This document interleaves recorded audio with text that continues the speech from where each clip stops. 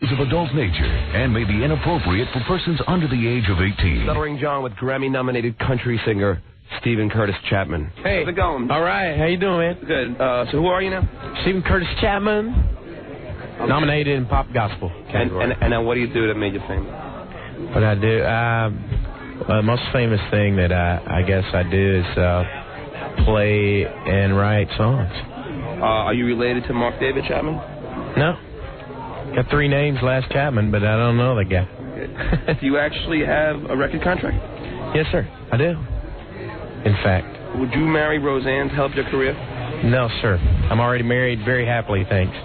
All right, well, thanks a lot, man. Thank you. What do you think of Howard Stern? I think he's a guy that is pretty...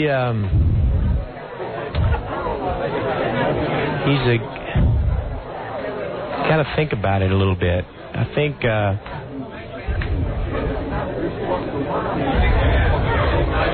You can say it's okay. See, I got kids. I have 3 kids. Yeah. So I don't appreciate most of what he does because, I'm trying to help them. The stuff that goes in and they listen to, obviously I don't let them listen to him. But, he's a guy, yeah, it's not for kids. And he's a guy who, I don't know, I hope he...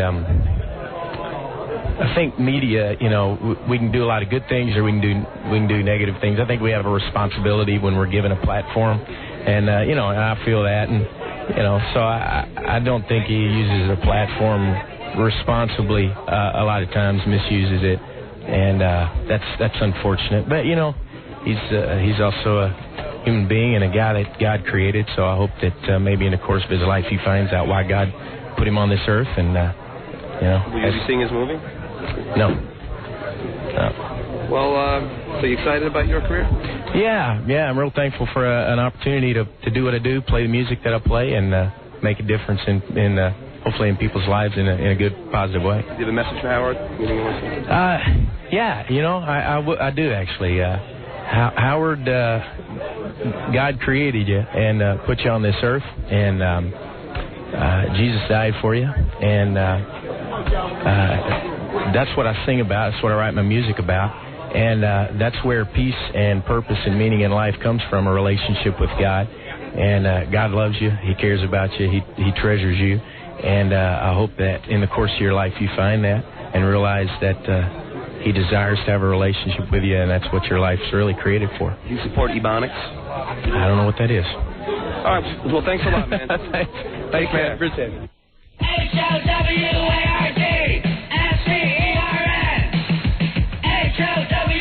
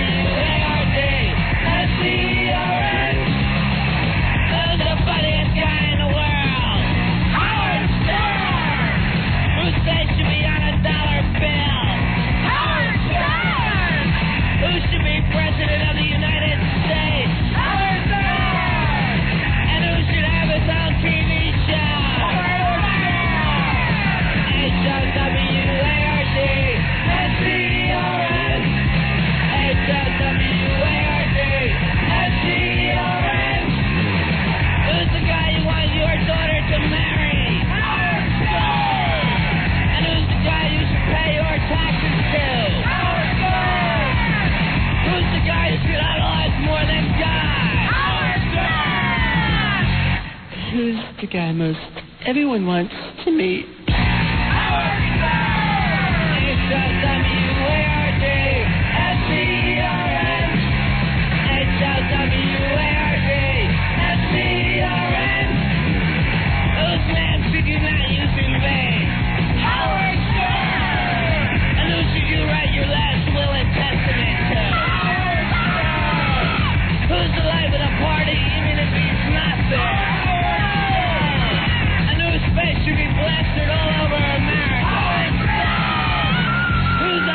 Do other radio stations steal it? Don't give Howard any credit when he's the one who thought of them in the first place. Howard Stern! H-O-W-A-R-D S-E-R-N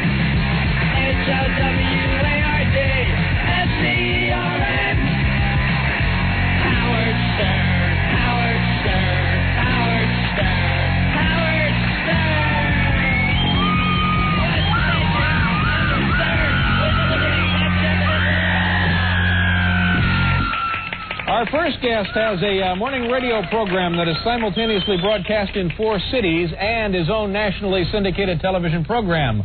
On his radio program this morning, he announced that he would not be appearing on this show anymore, ladies and gentlemen. So here now, making his farewell appearance on our program, Howard Stern. Howard? Hey now. Hey now.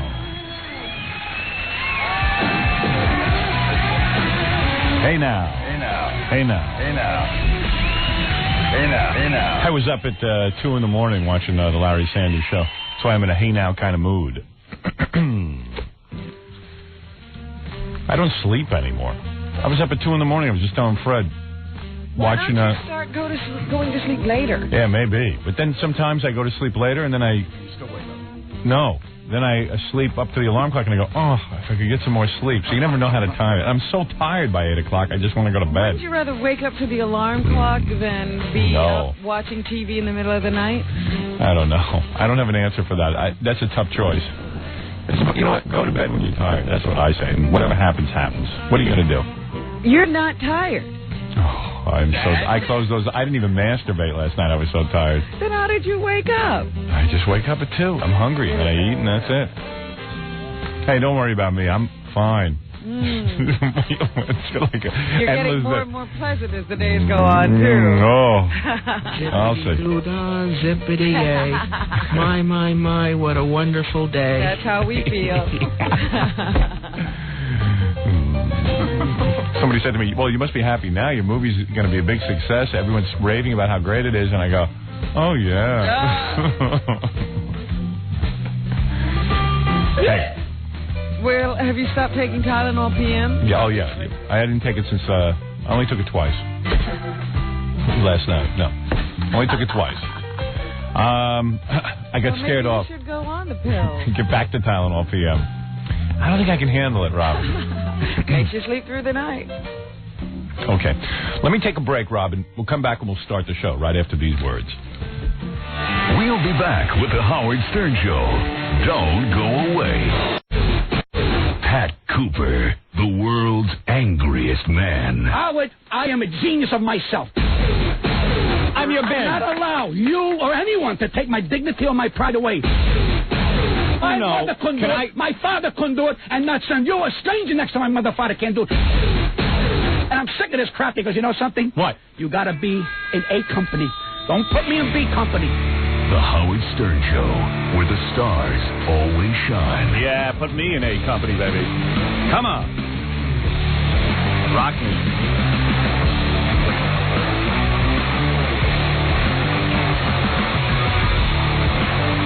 All right. Yeah. Pat Cooper coming by today on the show. He's going to do the news with us. You know, I was just saying, every time you hear a Pat Cooper clip, you hunger for Pat Cooper. Yeah, I love this. What is that? Luster. Luster? Nice tune. Nice tune. Did he say luster or bluster? Luster. Bluster. Every time you do that, the manager of the band calls, whatever band it is. Yeah. Oh, they're in town. They're ready to come on and play. Yeah, I know. Can they just play that little riff? Yeah, and then leave, and we don't have to interview them. Hey, man, how's it being a rock star? Pretty good. Yeah, we get a lot of girls. I was just reading a publication called The Album Network, which they have one of the guys got into one of our screenings, you know, because he's press. Yeah. He says, this is really nice, actually. Stop the Press is our own Tommy Nass, scooted in fresh from an exclusive premiere of Howard Stern's new movie, Private Parts. I guess he got to see it. Precious seconds before press time to offer this review. First off, this is an absolute must-see for anyone in our industry. This is a radio thing. Oh, okay. In particular, anybody who's ever worked in radio. But the beauty of this movie is that Stern's genius will translate to not only his vast legions of fans, but to the general public who want to enjoy a tremendous comedy. Those in the industry will split a gut at the characters Stern has worked with through the years, not to mention a rare look inside the family life of Howard. One clue about the movie, remember Pussy Willow and Cock-a-Doodle-Doo. When you see the movie, you'll realize this could be the funniest part. The only thing about this movie that could be a negative, sometimes you got to take your knocks, too. The only thing about this movie that could be a negative is with the success it will undoubtedly enjoy, we have to wonder how long Howard will continue with his brilliant radio career. A definite 2 thumbs up. Yeah, that is great. Yeah, that's neat. That's also cool because it's radio guys, you know. Yeah. I knew radio guys would dig this movie. Well, that's nice. Tommy Nest. I know some of the interns must have seen it last night. One of them was raving about it in the office this morning. Can they stop with all these press screenings? I feel like too many people are seeing it for free. I think that this is a movie that everyone's going to see for free. Yeah, I guess then you go see it a second time and you pay. They're giving it to you the first time. I guess this is what they do with movies, but I like my movie to be different. Screening after screening after... Every night there's a screening. Yeah, well, it's press people. It's people who are going to interview us. Interns aren't press people. No. You throw the interns a bone, they work for free. What interns went? All the ones, most of them that are in the office. Let's see, Zach, our stand-up comedian intern. You never met him. Well, I met him the other day. And, I almost threw him out of here. Really? Well, what happened was I was here late. I was doing an interview with somebody, and I came in to use my private little bathroom they built me. So I was walking in, and I see a guy fumbling around by Fred's carts, and I get all pissed off because this place is supposed to be locked. Yeah. I go, hey, what are you doing? What are you doing with my man's carts? And he said, no, I'm one of your interns, and Sandy assigned me to label these things. And I said, oh, okay. And then he started giving me a whole long story about how he's a stand-up comic, and he's got this gig, and he went to Jackie, and evidently he gave a tape to Jackie to listen to. I understand he gave a tape to Jackie and one to Fred. He went to me about a month ago. Oh, did he? Yeah. He gave the tape, but it was a funny story. What was the story again, Jackie? He gave you the tape. Tell me that story. He gave me the tape, and I listened to it, and it was the thing where he took clips and wrote things around the clips, and there was a little bit of funny stuff here and there, but the clips were kind of forced and stuff, and he gave it to me, and I was honest with the guy. I wasn't going to tell Ma this is the greatest thing ever. No, but then he would have brought it in. But how did you break the news to him that you didn't think it was good? No, I told him what I just told you now, and then a few days later, he was saying, you got to help me out. I don't know what to do. I have this gig at this comedy club, and I have to bring all my friends, and if I don't bring friends, I'm not allowed to do the gig. It was kind of convoluted. I couldn't really figure it out, and he said he didn't know how to get out of the gig. And I said, well, if you want to get out of the gig, why don't you just send him that tape? Ooh. Just totally fooling around, because the other interns were listening, but I guess that hurt his feelings. If he wants to be a comedian, he better get ready to get his balls broken. Yeah, right. Right here. Jackie goes, hey, if you ask my opinion, I'm going to tell you the truth. And you better get used to it because, if it's rough with me, it's going to be a lot rougher out there with the regular people. He just better be ready to get his balls broke. Right, because you know who got his balls broke. Right, good. Right. I admit it. I admit it. Still getting them broke even to that. Yeah. So get the tape and play it. Tell me what you would have said. Jackie, are there any... So I heard the intern actually just does material that I do on the show, and then he goes out and performs that. That's what I was told by the other interns. They said that most of his thoughts seem to be your thoughts. Right. We share a brain, like so many other people around this country.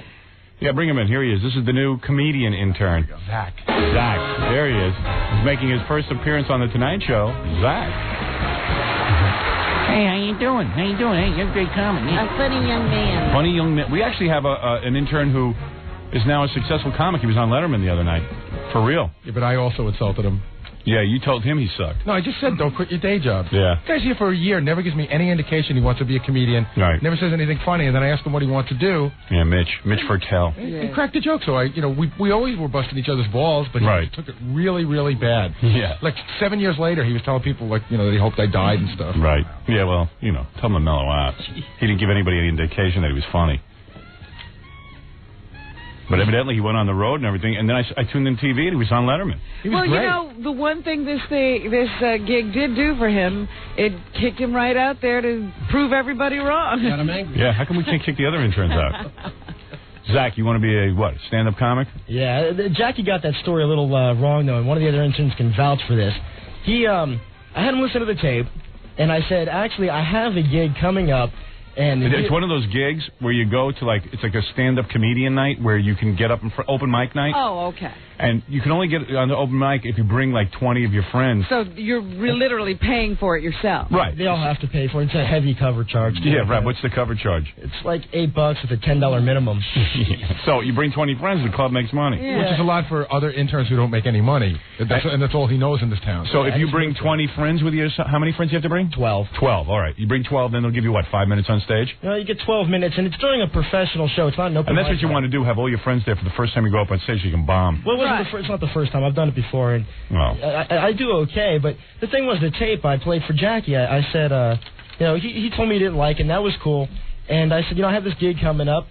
And he said, well, if you want to get out of it, play that tape. I didn't say I wanted to get out of it. He said that. I said, well, when was the last time you had a bit that made it on the air? And all the interns in the office started laughing at him. I smoked them. Right. And they're all going, I can't believe you said that to Jackie. You're an intern. That's Jackie the joke man. I'm like, so you outdid him. You were shining. And one of the other interns would vouch for that. I mean, because they were all laughing. So in other words, Jackie goes, hey, you play that tape, and you said, hey, Jackie, when's the last time you had a bit on the air? Yeah, I haven't heard him write a bit for what, Right. And all the interns were with you, so you won. Yeah, see? I'm the winner. You win. You win. Perception is everything, man. That's right. And I think Fred halfway liked the tape. I know Fred gave the tape Fred, back. did you like the tape? To be honest with you, I thought there was potential, but I didn't think it was, like, airable or anything like that. Right. Yeah, I thought the production is great. I thought the production What is it, a was tape really of you doing stand-up comedy? No. It was a thing. I did, too. Let me hear some of this. Go ahead. Say something funny. No, his tape is a Kathy Lee bit, where he takes, like, sound bites of Kathy Lee. Oh. He does, like, a bit. I see. But he also does stand-up. Right. I did one for Rosie and one for Kathy. And, I see. And everybody that's heard it, like, Fred gave the tape back to one of the interns. Oh, so you haven't heard his stand-up? No, play the tape for Howard. You want me to go get it? Yeah, where is it? And you'll tell him exactly what I told him. All right, I'll listen to it. Well, the master should. Why would he need your input? Not necessary. I was one of the interns that saw the movie, though. Oh, did you? I loved it. Oh, good. And the friend I took didn't know a lot about the show. It was so it was all new to him. You took a friend for free? What is this? I'm telling you, people are dating at these screenings. Oh, my It's God. a regular movie. He laughed so hard. And the thing was, I was waiting for him. He went to the bathroom, and then I was with somebody else that was waiting for someone to come out of the bathroom. And I said, what'd you think of the movie? Yeah. And she goes, well, thinking and that movie shouldn't belong in the same sentence. Now, I think you're God, and I've defended you 10,000 times. So I'm going, why is that? Well, she was a space case. So she walks away. There's another one. I asked him the same thing. He's also waiting for someone to come out of the bathroom. And, turns out he's a critic, and he won't give me a straight answer. And I said, well, when you finally give it a rating, would it be positive, negative? He said, well, I think it would be on the positive side. And I said finally, well, what is it? Is this I started to feed his ego a little bit. Is this a huge process? I mean, do you have to really sit down and mull over this in your mind? And he's like, oh, then his eyes lit up. Oh, yes, it's a very complicated process. It's not as easy as you think. And so I'm like, you're having all kinds of conversation, huh? Yeah, like, who do you write for? He's like, I had no clue who he was. Oh, I'm so-and-so. I've never heard of him. All right. Interesting story. He's a great storyteller. You're quite a storyteller, I got to tell you. You really should have no problem in the business. Just put everyone to sleep.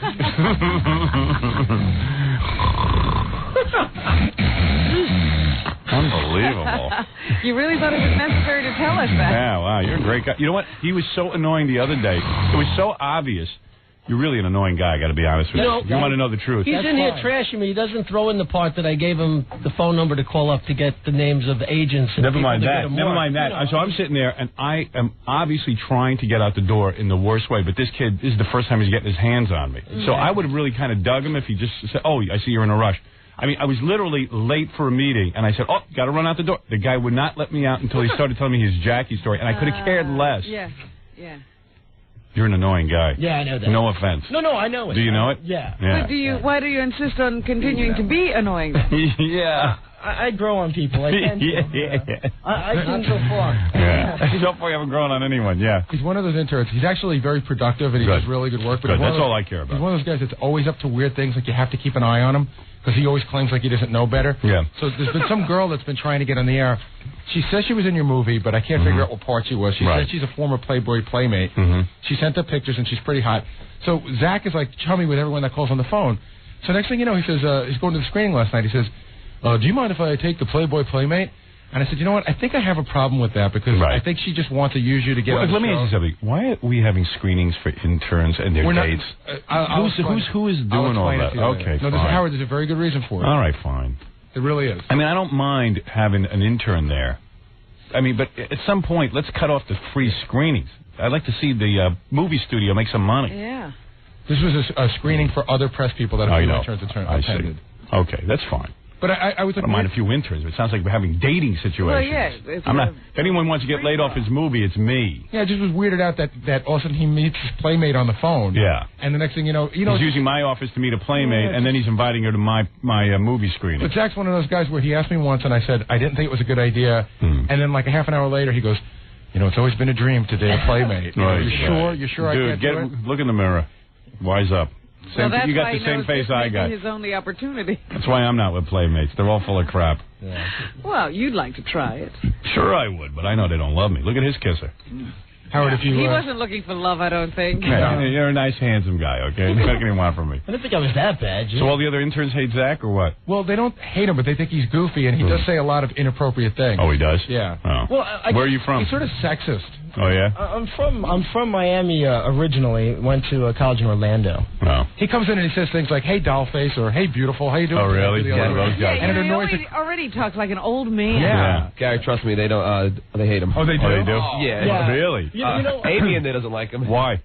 Because Zach just seems to annoy every other intern, especially the female ones. Oh, yeah? He asks them inappropriate questions. He'll ask them, like, sexual questions, and I pulled him to the side on several times and said, I know you're young, but you can't do inappropriate things here. And he goes, well, this is the Howard Stern show. How could you be inappropriate? That's what I figured. He's being Howard Stern. He's being Howard Stern light. Yeah. I get you. No. This is the Howard Stern show. How could you be inappropriate? No, I'm Howard Stern. You're Zach. Right. No. I never. I don't think I ever asked him a sex. What was that really disgusting story you told about your own personal sex life in front of all the female interns in the office? She walked in while I was telling the story, and I figured, I know it. He told a story about how he pleasured himself to one of the salespeople. Yeah. Okay. Was it a guy or a woman? No, it was a woman. I didn't even Which know. saleswoman? I don't even know who she is. You know I don't even know her name. The tall one? The really tall one. Yeah, me too. I've done that. He goes, well, I said really long legs, and next thing you know, I'm in the bathroom. And then one of the other interns came to me, and she's like, oh, my God, I thought I was going to barf. Well, the thing was... Dude, like, when you're, like, in the office and stuff, you might want to be a little more discreet. Yeah, there's...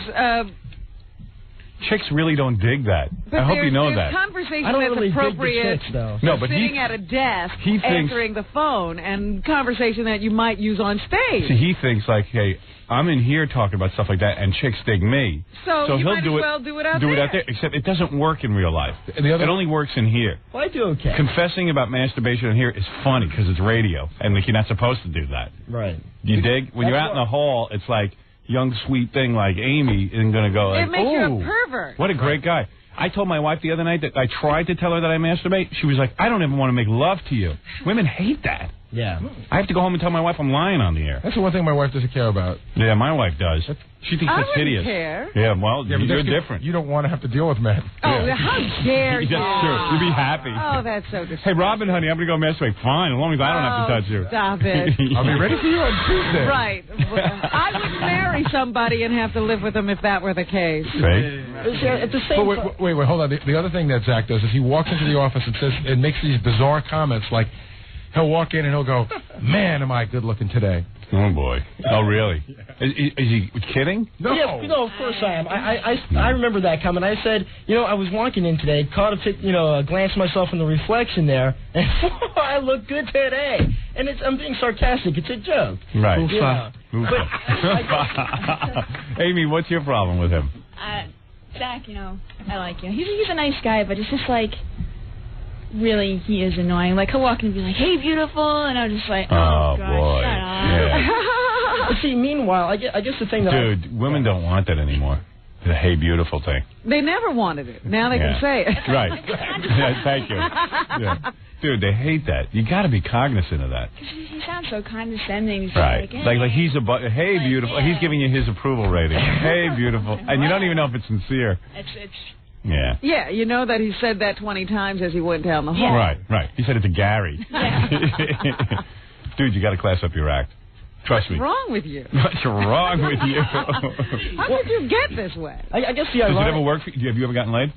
Yeah, I do okay. Yeah? Yeah, I mean, I had one girlfriend for like 4 years who I loved to death, broke up with her, and then went on kind of a whorish rampage. And ladies, man, huh? No, well, they were all psycho. And deaf, I take it. Some of them were very, very pretty. What, did you have dollar bills sticking out of your shirt pocket or something? Dude does all right. So would you go to them, hey, beautiful, and then they would go out with you and stuff? So maybe that's why you think it works. No, because I don't know. I pull it off sometimes. Oh, really? Sometimes it works, you know?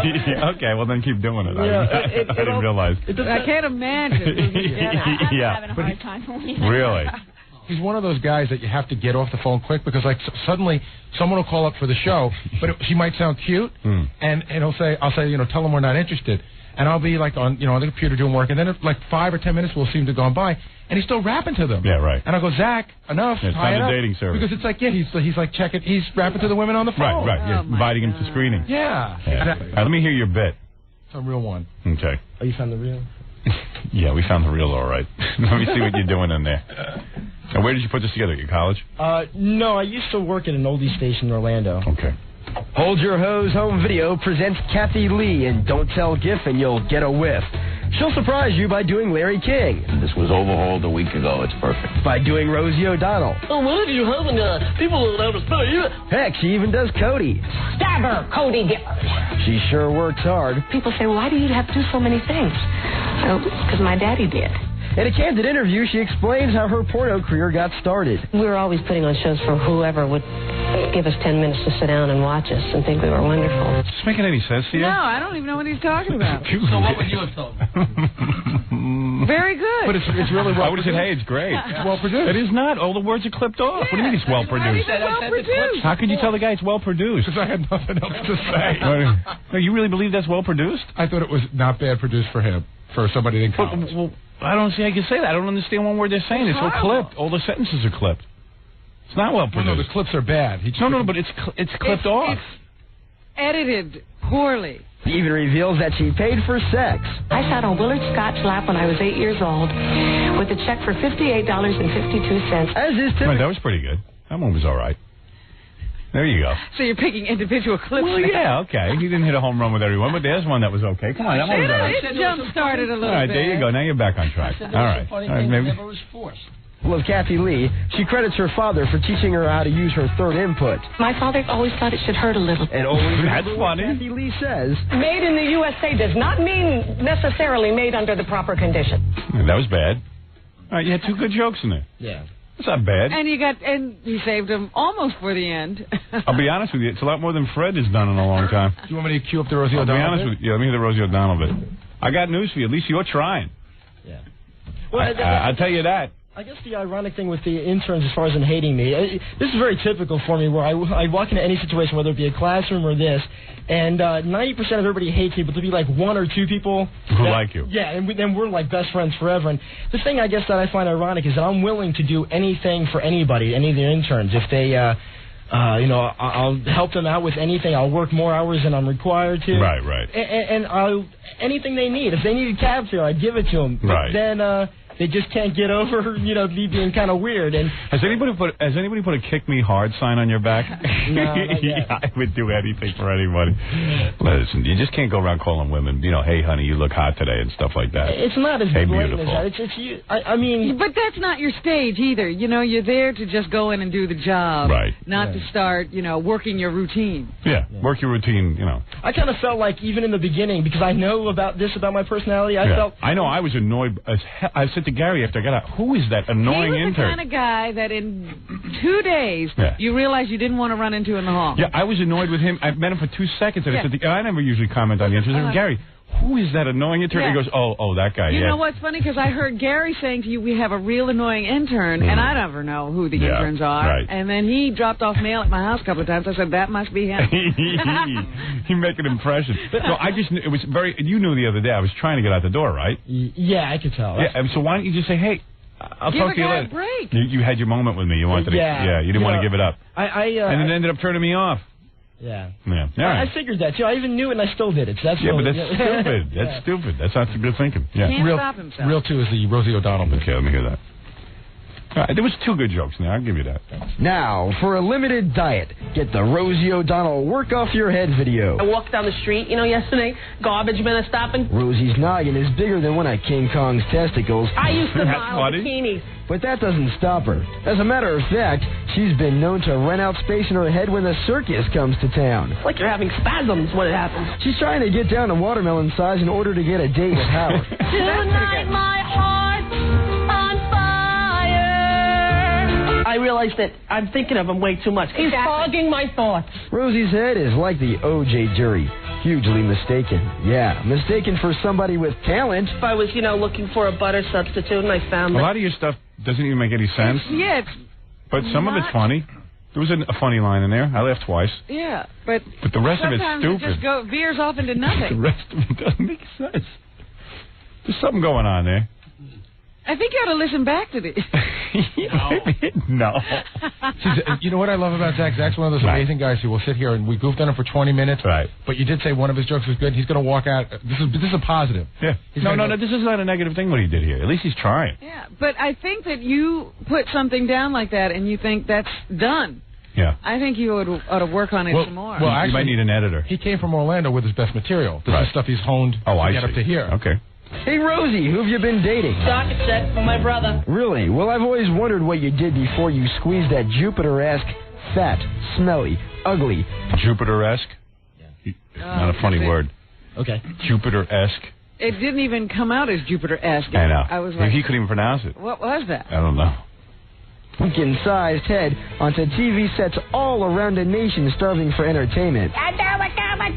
Buy Rosie's video today and we'll include outtakes from her trying to get her head through a door. Well, that time she tried to wear a hat. And who could ever forget what has become known as Rosie's moon landing, where she actually sat on her own face. Cheek on the head on the cheek on the head on the cheek. I was like, Tom, stop. Cheekhead. Order now, you cranium connoisseurs. Simply called me. 1-800-ROSIE.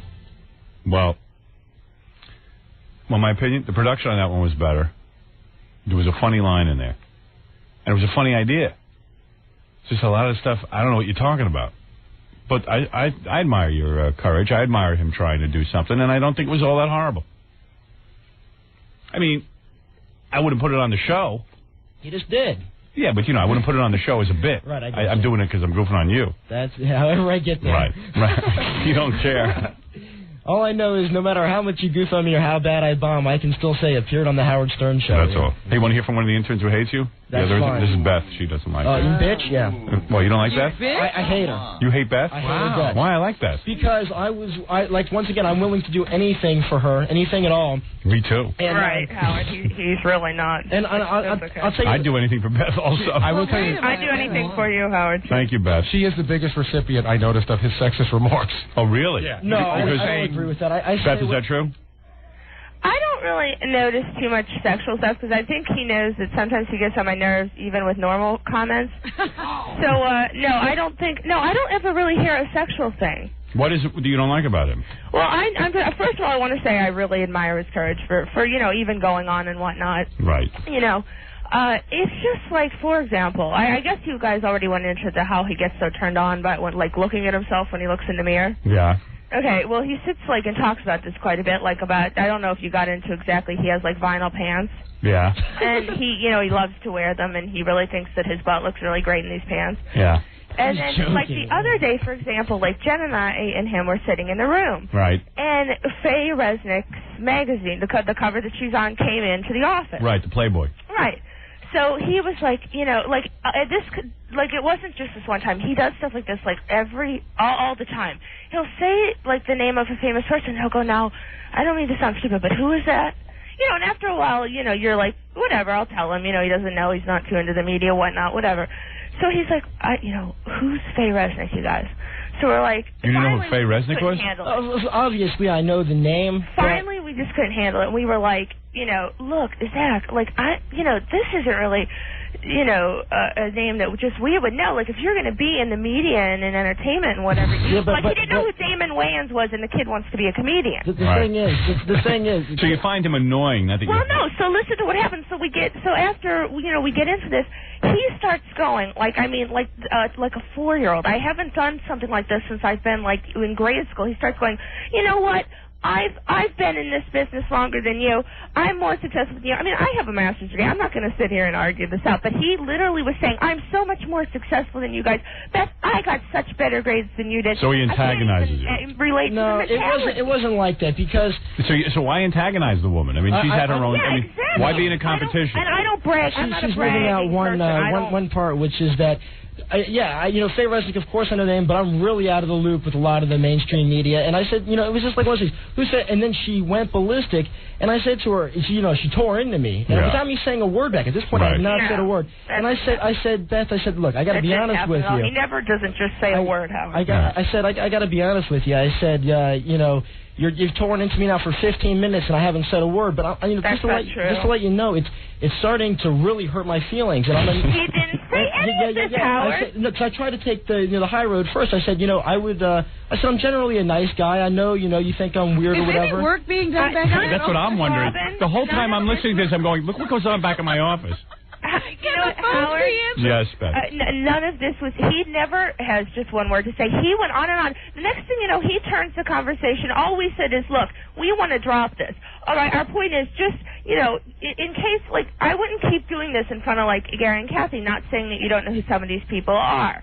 And he gets into, I don't care what they think. And next thing you know, turns it into, I'm more successful than you. And he's yelling at Jen and I. Wow, this must be some scene back there, Gary. Finally, we just stood up to defend ourselves. And we were like, you know what? I'm not going to really turning this around. Let me tell you something. I work more hours than any other intern here, and I believe... No, I do. That's a fact. That's on paper. I do more. And once again, I'm willing to do anything anybody asks. And it was... It wasn't that way. I feel like our work wasn't as good as his work. No. This is a typical day with Beth. She walks in. By the way, Beth is the winner of the Howard Stern Beauty Pageant. By the way, you'll find that I get along with everyone, too, that if you ask anyone else in the office, no one else is going to have a problem with it. Hey, I don't care. You get along with me. That's fine. That's right, exactly. No matter how infuriated I was with her at any given day, I was so mad. I still held the door open for her just so I could take a look at her ass. That's the ironic part. Yeah, see, there you go. And another thing, Howard. I have no respect. I have zero respect for her. She never lets me talk to you. That's how I know I've never said a word to her, because she never lets you speak. So say something. Typical day of Beth. She comes in, I'm so hungry. But maybe I'm not hungry, but maybe I am hungry. I think I'm going to call my mom. Mom, I think I'm going to buy a pair of boots. Maybe I won't buy a pair of boots. I never do any of this. I can't imagine she ever shuts up. I think you're tremendously in love with her. Yes, I think this is I don't know what he's talking about. And you can't get her. No, I think she's completely beautiful, but I don't think she's... I think she'd be using her third pitch. She'd still be talking. I don't... I tell them all the time, I say, Zach, you can't say stuff like that. I never did say anything like that. You usually do. That's just something very weird about my You're in love with two people. You're in love with Beth and yourself. Yeah. All right. And that's your problem. You, too. And me, too. Let me tell you something. This is a really weird thing about my... distant third. I know. About my personality. All right, look. All right, look. You're boring people. First of all, what's wrong with coming in and going, first of all, I never ever would call my mom unless there was, a reason. Second of all, Jen and I's conversation. I'm like, okay, I might go buy a pair of boots, Right. It's not, what's so funny and, annoying about that? I'm not talking to him. So he's listening to your He wants you to love him. Yeah. He wants you. What's sad about it, right? I'm not. I got to tell you something. When I'm around a beautiful woman, and I'm in love. You notice everything, too. Let me tell you something. But I'm not she talks about boots. I'm into boots. I'll go buy her the goddamn boots. You know what? Let me tell you something. Simply upset that she's not talking to him about it. Right. I would say, honey, I want to talk to you about boots. I want to watch your lips move about boots for the next 20 minutes. Problem. He has to. He's an outsider looking in on Beth's life. You should shut up. You're an angry man. Yeah. And that's the other thing. Zach is always complaining about being broke. And Beth always has nice outfits, and I think Zach is feeling a little poor. I never complain about being broke. You're always saying you never have any money. You're saying I'm an intern, I have no money. I've never said that. Here's Jennifer. She has problems with Zach, before you get to Jennifer, I just want to let you know. Amy just came clean in the office. She goes, I felt bad because Zach was in there and stuff like that. She goes, he's such a dick. I hate him. That comment with the ass comment, she just went ballistic. The door swung open. She goes, it's that kind of crap that I don't like. Make him shut up. Is that Jen? That's Jennifer, yeah. Yes, Jennifer. What is your problem with Zach? I'll allow this for a minute more. Yes, go ahead. Okay, Meanwhile, I was going to give her cab money last night. She didn't have to walk home alone. So, whatever. What? I was worried you're walking home alone, and I thought, man, I should go give her cab money. She doesn't have to walk home. Yeah, okay, Zach, but you still insult me? Okay, some caller called, all right, and told me to pleasure him orally. All right, I hang up on him. I'm kind of upset, and you asked me, well, was he good? Was he good? No, I didn't say was he good. I said... Zach, you can't do that with girls. They don't like that stuff. These aren't. You know, like that's. Oh, another thing. These aren't what? These aren't real women. They're from another planet. Wait, let me. They're all wrong, Howard. Yes. I just don't care anymore. Yeah, all right, Batman earring. I mean, what the hell are you talking about? You wear a Batman earring? Yeah, what's wrong with that? Oh, man. They're from another planet. Yeah, Batman earring. That's not cool. Howard, even when he's not trying to, like, turn us off with a joke, the very first day, okay, this kid was in the office, the first day we met any of them, Jen, you know, the beautiful 6-foot-tall intern that we have. She's hot. All of you are hot. Is sitting behind him, okay? Right. And he starts going, directed towards me, you know, I don't like girls that are like 6 feet tall, like model looking. Yeah, they're beautiful in a way, but you know, that's not for me. I'm not turned on by that. I said Jen was. I said about Jen how was. he's dated all these models. All he talks about is how many girls he goes out with. Every week. We'll never see. Well, he's trying to get you guys interested. Everywhere. I said Jen was undeniably one of the most beautiful women I've ever seen. He was going on and on about it. Jen was involved. Well, listen to me. Let me say. Well, listen to this. After Jen stopped talking to him, after Jen rejected him, all he talks about is how he likes short girls. You know what? We got a soap opera going on back there. It's like Real World. He rambles on about this. He's like Puck from Real World. I knew there was weird. I mean, I knew there was a little friction. I had no idea this was going on, like to this degree. Well, Gary, Jen is the one that he made that comment. He didn't make it about her. No, Jen is the one that got really disgusted when he talked about pleasuring himself to the salesperson. She was really upset. That was sick. Really? You know what, Howard? He told a story. Yeah. He told a story about his crotch itching after having sex with a black girl in great detail all the time. In front of me. I mean, really, I'd like to hear that. That's a great story. That's a great story. It is. That's a fantastic one. I heard you're taking home the plastic vagina. Yeah. I'm looking forward to that. That's another thing. Sicko. Porno stuff comes into the office, and I open up. I mean, you can have it. You're welcome to thank it. you. Porno stuff. Well, I don't know. This is all he's going to get. The plastic vagina is a man who's tried it. Just as research. You didn't use that one already, did you? Probably. This is a guy, though, that's claiming to be with as many women as Will Chamberlain. He's claiming it constantly, like the kid's so, insecure about it. And he's not that attractive, is he? He picked up a girl at the ATM machine. What kind of freak would go out with a guy at the ATM machine? Let me ask you something. Beautiful. He's not that attractive, is he? No. The way his standards, absolutely. He thinks that he's telling us he's dating models and stuff. I mean, I don't mean to be rude, but like we just stare in disbelief. Like, is he for real? Like, do we care anyway? What guy's bragging? He's trying to. Not looking enough, he wouldn't brag. It's his abrasive personality. Yeah, the personality. Like, I don't look at looks. I don't even look. I mean, if a guy has a great personality, that's great. Dude. But like you hear this? You shouldn't. Do you hear all this? You're like my ideal. I love long hair. I love. And it's like I said, I really believe that I started the internship purposely being as quiet as possible just to do my work and stay away from everybody because I know this happens. Yeah. But somehow my personality emanates. It pours out anyway, and people just look at me like there's like dick. I mean, I just walk into the room, and that's the way it is. So. I work as hard as I can for the show. To make up for that. Dude, keep your mouth shut for real. No, you don't. You sit on the phone talking to your mom about boobs. I never do that. I've never, ever done it in my life. What the hell, Zach? Talking on the phone, you get like 20,000 phone calls here every... Oh, you got in trouble. You're the only one Gary ever yells at about calling women nothing but chicks, about using the phone, how you try to, make people think you have friends and have them call the office, and Gary finally yelled at you. I can't even imagine Gary yelling. I have always done what he wanted and never, The only time I got calls in the office was when I first moved here, I was looking for an apartment, so I was getting a lot of calls, people saying, do you want to check out the apartment? Gary knew that. I told him. Gary actually said you got to watch, the personal phone calls. Yeah, because they were about the apartment. But Gary, you got your hands I told him that he was getting a great amount of personal phone calls, and then it was the day that he got an apartment. Yes. So he said, I got my apartment, and... Gary, so they did stop, but now he's rapping to the women. Dude, if I was you, I would try to charm these girls' pants off, man. I don't know what's your problem. Because these are hot babes. And it sounds like all you'd have to do is shut up, and you might get something. You might even get something. I have no interest in getting. Not much in the show. I'll tell you. Beth and Jennifer, you're not interested in? Beth is. I am. Beth is beautiful, but Beth is more than beautiful. Just shut up, Jennifer.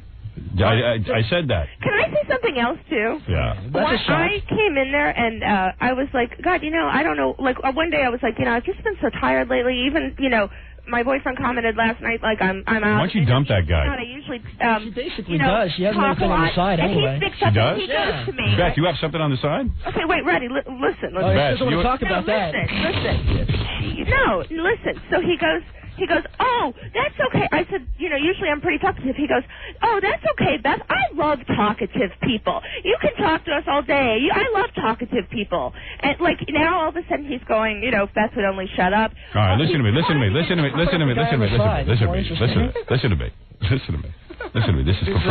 This is a mess. You should hear about this guy on the side, how she complains about him and continues to go out with him. And I don't know what he's talking about. Of course you don't, because now you're going, oh my God, I can't believe. He tunes into the conversation, and, like, he tunes into the conversation that we're having. You said there's this psycho guy. Please. No, I didn't. There's a psycho guy. Wait a second, would you stop it? That's a personal life. You have no tact and no timing. Right. Yeah, right. Well, you're not classy. That's true. When you have a nice personality, you have more than all right, girls, listen to me. I mean, ladies, women, men. Howard, I do have one small thing I want to say. Yeah. I just want to say, guys, when you guys are all working together again, whatever goes on between you, I don't want to know that anything's happened. Okay? No arguing, just Gary, do the job. Yes. Gary, did you know any of this was going on before? No. Not to this degree, no. There you go. There you go.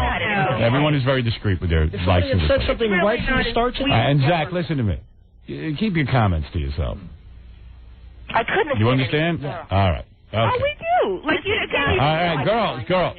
I couldn't have said anything right from the start because it wasn't there right from the start. All right, thank you, ladies. Ladies, thank you. All right, I get it. Okay.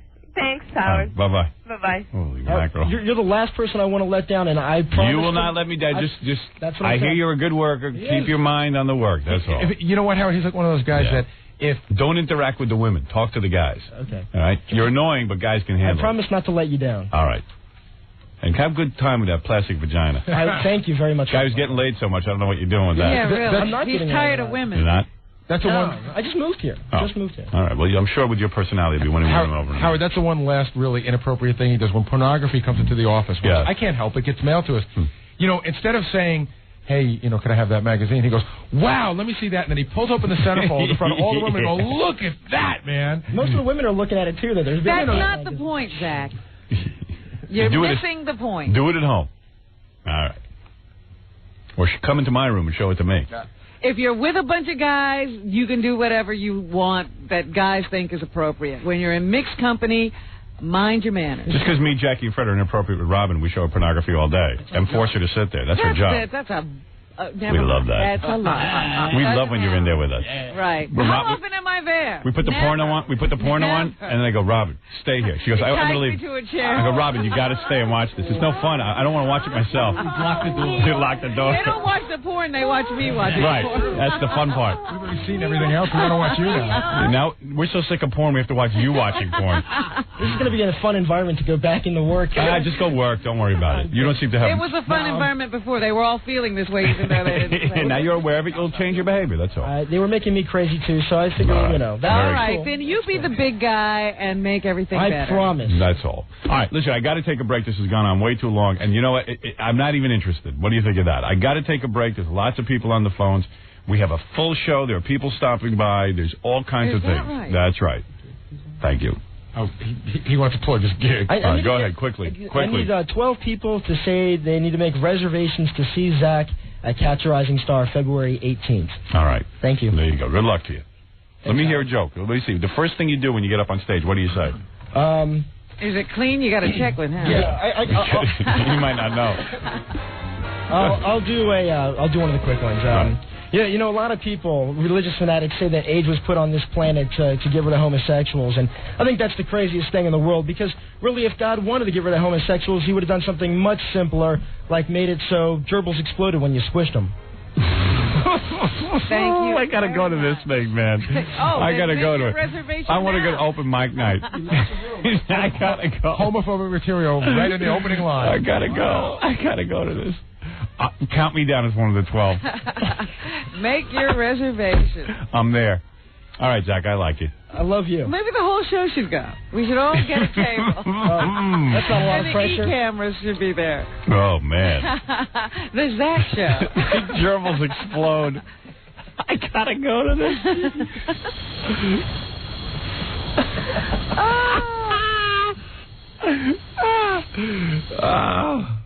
It ain't easy getting up there, man. Yeah. Good luck Come on, let's go. We should. All right. What night is that? It's Tuesday, February 18th. Fags will love you. All right, let's take a break. We'll be back right after these words. Thanks. Thank you. That's Zach, the new funny intern. To the Howard Stern Show.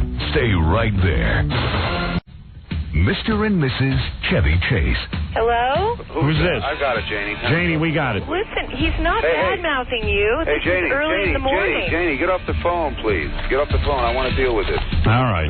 Hang up the phone. Well, but, you know, Janie, someone please should hang call up the you. phone. Will you please? We are on the radio. Why is he being a jerk? Wait a second, Janie. We're on the radio. I'm trying. I understand Janie, that, but what? why is he saying that to you when you're a very nice person? No, he's a nice guy, but he's being real mean to me on the. He's not being mean to you. You want to hear what he said about me on Larry King? Janie, get off the phone. Belt. Janie, get off the phone, please. Thank you. Chevy, I've always been nice to you. Hey, Howard, is this you? It's me. We're on the air. I got news for you. What? I didn't badmouth you, but I do have some news for you. What? This is my home, and I don't like you. Okay, is that clear? All right. Okay, so don't call my home again. Okay, fine. See you later. Bye. Spreading warmth to everyone. Howard Stern. I should do my Chevy retrospective. Yes. Yeah, I got it all pulled and planned, but so much to get to. Jackie the Penthouse Martland, Sergeant Pecker, and Joke Man are each 78 wild minutes, only $12 plus $4 shipping and handling. Which is your favorite, Jackie? Is it Joke Man or Sergeant Pecker? Which is the best one? I love the new one. What is the new one? Sergeant Pecker. You feel that's your best work? No. How old is Sergeant Pecker? I don't know. That new one. I just think that, it's good. Let me interview Jackie, like a real interview. Like, you know how you go to these junkets for the movie? Or you do that satellite thing for radio. Jackie, out of all your works. Out of all my works. Yeah, seriously. Well, I have a lot of affection for my original first album, What Did You Expect, from 1979. And that's still for sale, or is that out of print? It's always for sale. Right. But every format that ever comes about, it will be for sale on. Will we see the growth of an artist if we compare your first early work to your late work, or would you say you're fairly Not consistent? so far. Right.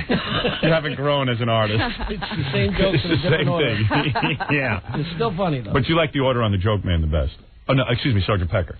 No, you get Sergeant Pecker and Joke Man are completely different from each other and funny, and Hot Dogs and Donuts will be out in 3 months. Is that right? Oh, congratulations. There's big news. I'm trying to figure Hot out Dogs why and they Donuts. won't air Hot Dogs and Donuts anywhere. As far as I know, that's reasonably clean. What are you saying? You're saying that the title is offensive to some people? Well, Sergeant Pecker is. So No, I gotta Hot be Dogs very and careful. Donuts. What is wrong with that? Nothing. Is that supposed to be... It's a sexual reference, but no, Is it? certainly But nobody a little will bit pick more, it up. Hot Dogs and Donuts? Why is that? The Why? hot dog's the guy, the donut's the woman. See? I guess it's hard to name an You album. don't understand Jackie humor. I guess it's hard to name an album. They always have to have some kind of... since he started the Sergeant Pecker thing. That's I the see. work in progress now. Is that where you're going as an artist? To a more the same childish... jokes? Yes. More childish... The goofier I can go. All right. $12 plus $4 shipping and handling. I'm proud to work with you, Jackie. I don't care what anyone says. CD or cassette, buy two, get one free. Call 1-800-323-KING. Jackie's joke CDs are now available in major record stores coast to coast on Oleo Records. For information, visit Jokeland on the web at JackieJokeman.com. Looking forward to Hot Dogs and Donuts. Well, Oleo Records is very excited about the rollout. Thank you, Jackie. Enough serious interview with Jackie. That was disturbing. Next time, find out how Jackie got started. Right. I'll bring you some clips of the new album, and you can play them. You can tell me if there's... Yeah, I would love that. I would love to hear that. You have no idea how much fun that would be. Are these albums recorded live, or are they Yes. studio albums? No, these are live albums. Live. Yeah. Okay. The new album totally done on the computer, by the way. Right. Finally found a use for that. If it ever works. Is it going to be in phase? That's what we want. Yeah, like your wife's album. Better check it. All right. You know, today in New York, it's snowing and raining. Is it still raining and snowing? Yeah, it was when we came in. It's Gary- supposed to turn to rain later in the day. I should have done this, too. Gary says the best thing, like he put on that, I think it's like 105 FM or something. They have like a morning show with like deep voice disc jockeys who don't say anything. And normally they have nothing to talk about, but now when the weather is bad, They're in heaven. everything is about bad weather. Yeah. Disc jockeys go berserk in bad weather because they have school closings and, it's just like, they have real deep voices. Yeah. What were they saying? Well, the guy finished playing that song by Ace of Base, Don't Turn Around. Yeah. And he go, 105.1, Ace of Base, Don't Turn Around, or you might get snow blown in your face. And boy, it's snowing out there today. He's a happy man. Got some weather. Does everything tie into snow? Oh, yeah. Ace your base, snow blowing in your face. Don't turn around, baby. I can't believe what's going on out there. Don't I get a little wind in your face? Man, it is really bad out there. Hey, by the way, budget yourself a lot more time this morning. The roads are really bad. Slip sliding away. They're all over the place. Slip sliding away. That reminds me. Today might be the day to turn around. Oh, budget your time, he said? Budget yourself a little bit more time. Budget yourself a little bit. That is why I cannot be with disc jockeys. And the other thing, the guy goes, we'll go to our weatherman, we'll go to our traffic man. Hey, I bet it's like the demolition derby out there today. Yeah. Did they laugh afterwards? Yeah. You know what they always say? Getting to work today itself is a job. Right, yeah. That's your job. One more time. Yeah. The other, if you're laying in bed listening to us, you better get up now because you better get out there. The traffic is going to be terrible. Get out there and run around like an idiot. Give yourself some extra time this morning. It's a moron telling you what to do. Get out of bed. You're too stupid to know you should get up early when it's snowing. You need a moron on the radio. Probably isn't even graduate of high school telling you what to do. What was the other rap you told me about Valentine's Day? Well, now it's Valentine's Day, so it's another piece of business because these guys have nothing to say. So the guy all weather related and holiday related. So the morning show guy is talking about. Thank God for the calendar. You know, it's Valentine's Day, and who gets ignored the most on Valentine's Day? It throws out this generic, rhetorical question. So give me a call. So the traffic woman goes, great grandmothers, and he goes, no, dogs. And that's why today we'll be talking to the owner of the Bow Wow Bakery. Oh, yeah. Hey, it's Valentine's, February 14th. Good morning, everybody. You know, today we're going to be opening up our phones, taking a couple of calls from people. Hey, today's question, who gets ignored most on Valentine's Day? Dogs? Grandmas? No, that's right. Not grandmas. You were right the first time. Dogs. And that's why we'll be calling the Bow Wow Bakery. Okay. Chime time, 7:07 here in New York. In the 7 o'clock hour, we'll be talking to Bill Rosen. He wrote a book, 250 The Most Romantic Things Ever Done. Yeah, and we'll be analyzing that. Help you out with your love life. I heard one of the news services is offering a reporter. They have a reporter at the Empire State Building. Let's call him. Yep. Because there are going to be some weddings performed there all day today. We got a great bit coming up at 9 o'clock. Want you to tune in. We got a couple getting married on Valentine's Day. Regardless of the weather, they're going to be up there. Yeah. Is that what he said? Oh, yeah. Doesn't matter. They're nuts. It's snowing, but they're getting married. Yeah, they can't wait. If you'd like to book an engagement, give us a call. Give us a call. Hey, Howard, Who calls? There's this book out now called The 40 Most Romantic Things Ever Done. Again, I heard about this on the radio. Yeah. And it talks about how people got engaged. Yeah. Do you know how Billy Baldwin proposed to China Phillips? No. He sent her 40 wedding dresses. Yeah. Oh, yes, the Vera Wang collection. Yeah, and I'm came to just, her you know what? That's a stupid idea, but the guy's got way too much money. Yeah. That's when you know you're too rich. And what pisses you off is Billy Baldwin's never been in a successful movie, and he's got money for 40 wedding dresses. Yeah. I hear he gets $2 million a film or $4 million. For what? He's never put an ass in the seat. It's amazing in Hollywood what goes on. No wonder Tom Cruise demands 20. Yeah, he's got to get 20. Billy Baldwin's getting 4. Yeah, what has he been in that's made money? The Cindy Crawford movie. Flatliners, but that wasn't that's not his movie. Yeah, right. Yeah. The Flatliners didn't do all that great. I didn't even know he was in that. Yeah, right. I know Kevin Bacon's in that. What has he been? I'm trying to think of what else he's done. He was in Backdraft, and that didn't make any money. Right. Don't you have to be in a movie that makes money before you get $4 million? He was in Sliver. That didn't make any money. Oh, that was a good one. I like that guy Matthew McConaughey. Oh, he God. They just told you he was a star. He hadn't even been in a movie, and he was a star. Matthew McConaughey.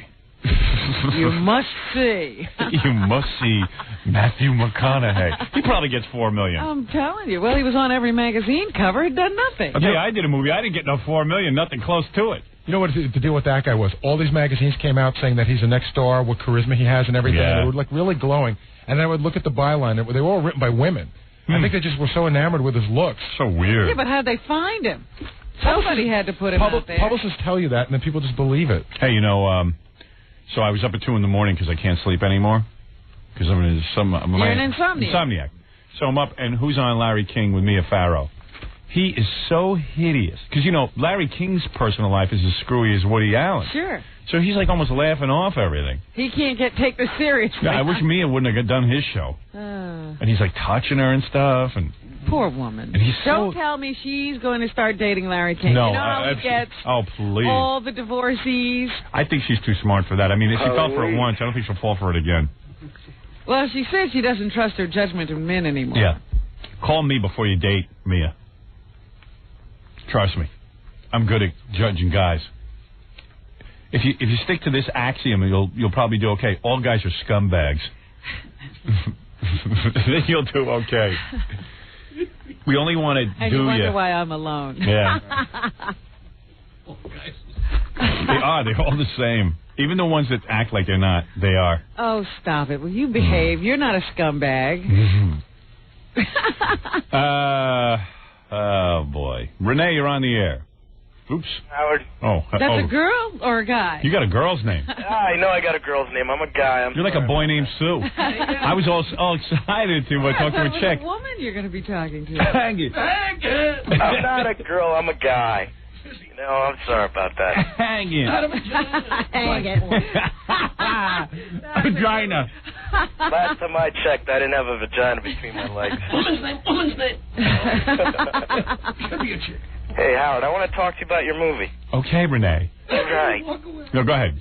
No, I watch Dateline, all them shows, and Hey, now. yeah, they start talking about your movie, and it looks real interesting, and been hearing a lot about it, and I listen to your show all the time. And yet, I don't think they're playing it around here. What? Oh, they will. We're opening to 2,500 screens. I know, but around That's one of the biggest openings in history. What are you saying you're not seeing? I mean, when the movie hasn't opened We're probably not going to get your movie around here. We're going to have to drive Where are an you? hour away. Where are you? We're in Kutztown, Pennsylvania. Yeah, well, do they have a movie theater? Yeah, but they're probably not going to show it. Why not? There's a controversy associated with No, it's probably because there's one movie theater in town and they got a film book. They only have a few films. Probably the studio doesn't want to open it there. They're not going to make any money putting it there. Around here, I'm saying we got to go like an hour. I'm a It's a big deal, so go an hour. Who cares? I know. I'm willing to drive an hour. I'm willing to go all the way up to New York if I have to. An hour is nothing. No, the movie will be... Okay, all right, please. I don't even know what we're supposed to do about that. You got one theater there, and they're probably not showing private parts because they've got 27 other bad movies booked. Probably only 6 other bad movies booked. And a major release probably doesn't want to tie up a can of film going to, it's expensive. All the way out there. Yeah. Where you only have 6 12 people. seats. Yeah. They send it to someone's house. Yeah, the screen is a sheet. Yeah. And figure it out. It's like watching a movie in India. Right. I got to take a break. We'll be back right after these words. We got tons of stuff. I'll tell you everything that's going on when we get back. We'll return to the Howard Stern Show after these messages. 97.1, The Eagle. 7:19 at The Eagle. This is Brad Baxter. Eagle. Lisa Simpson has a secret Valentine. Ralph thinks I like him. She also has a secret problem. I only gave him a Valentine because I felt sorry for him. Will Lisa find a way to dump Ralph gently? You can actually pinpoint the second when his heart rips in half. Will a heart-to-heart with Homer help? What do you say to a boy to let him know you're not interested? I like you as a friend. I think we should see other people. I know speak English. Ralph Simpson. 2 shows tonight. The first at 6:30, then at 10 on KDAF WB 33. It's 7:28 at 97.1 The Eagle. Come on. The Russian ambassador is going to say a few words. You're listening.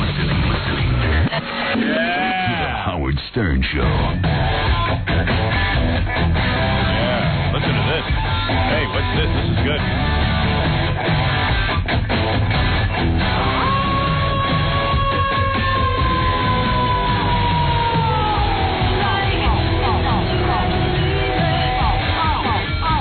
Go, Jackie.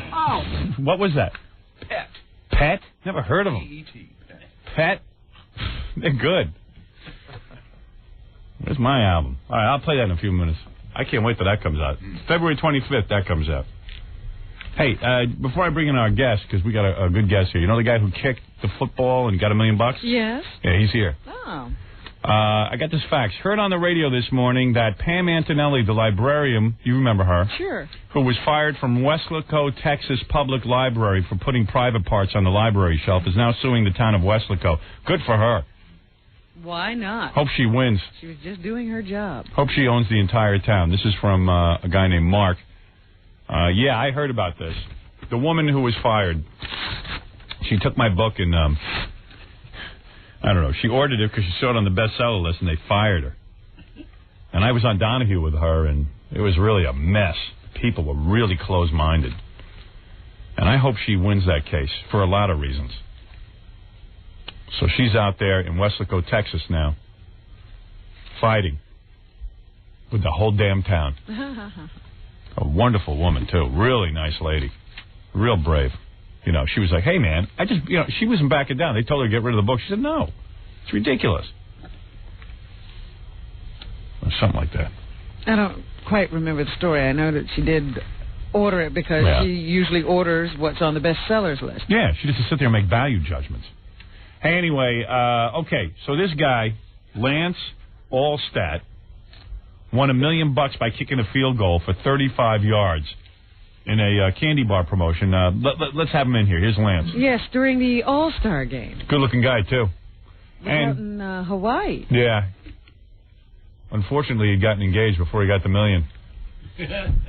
There he is. Lance. Hello. Lance.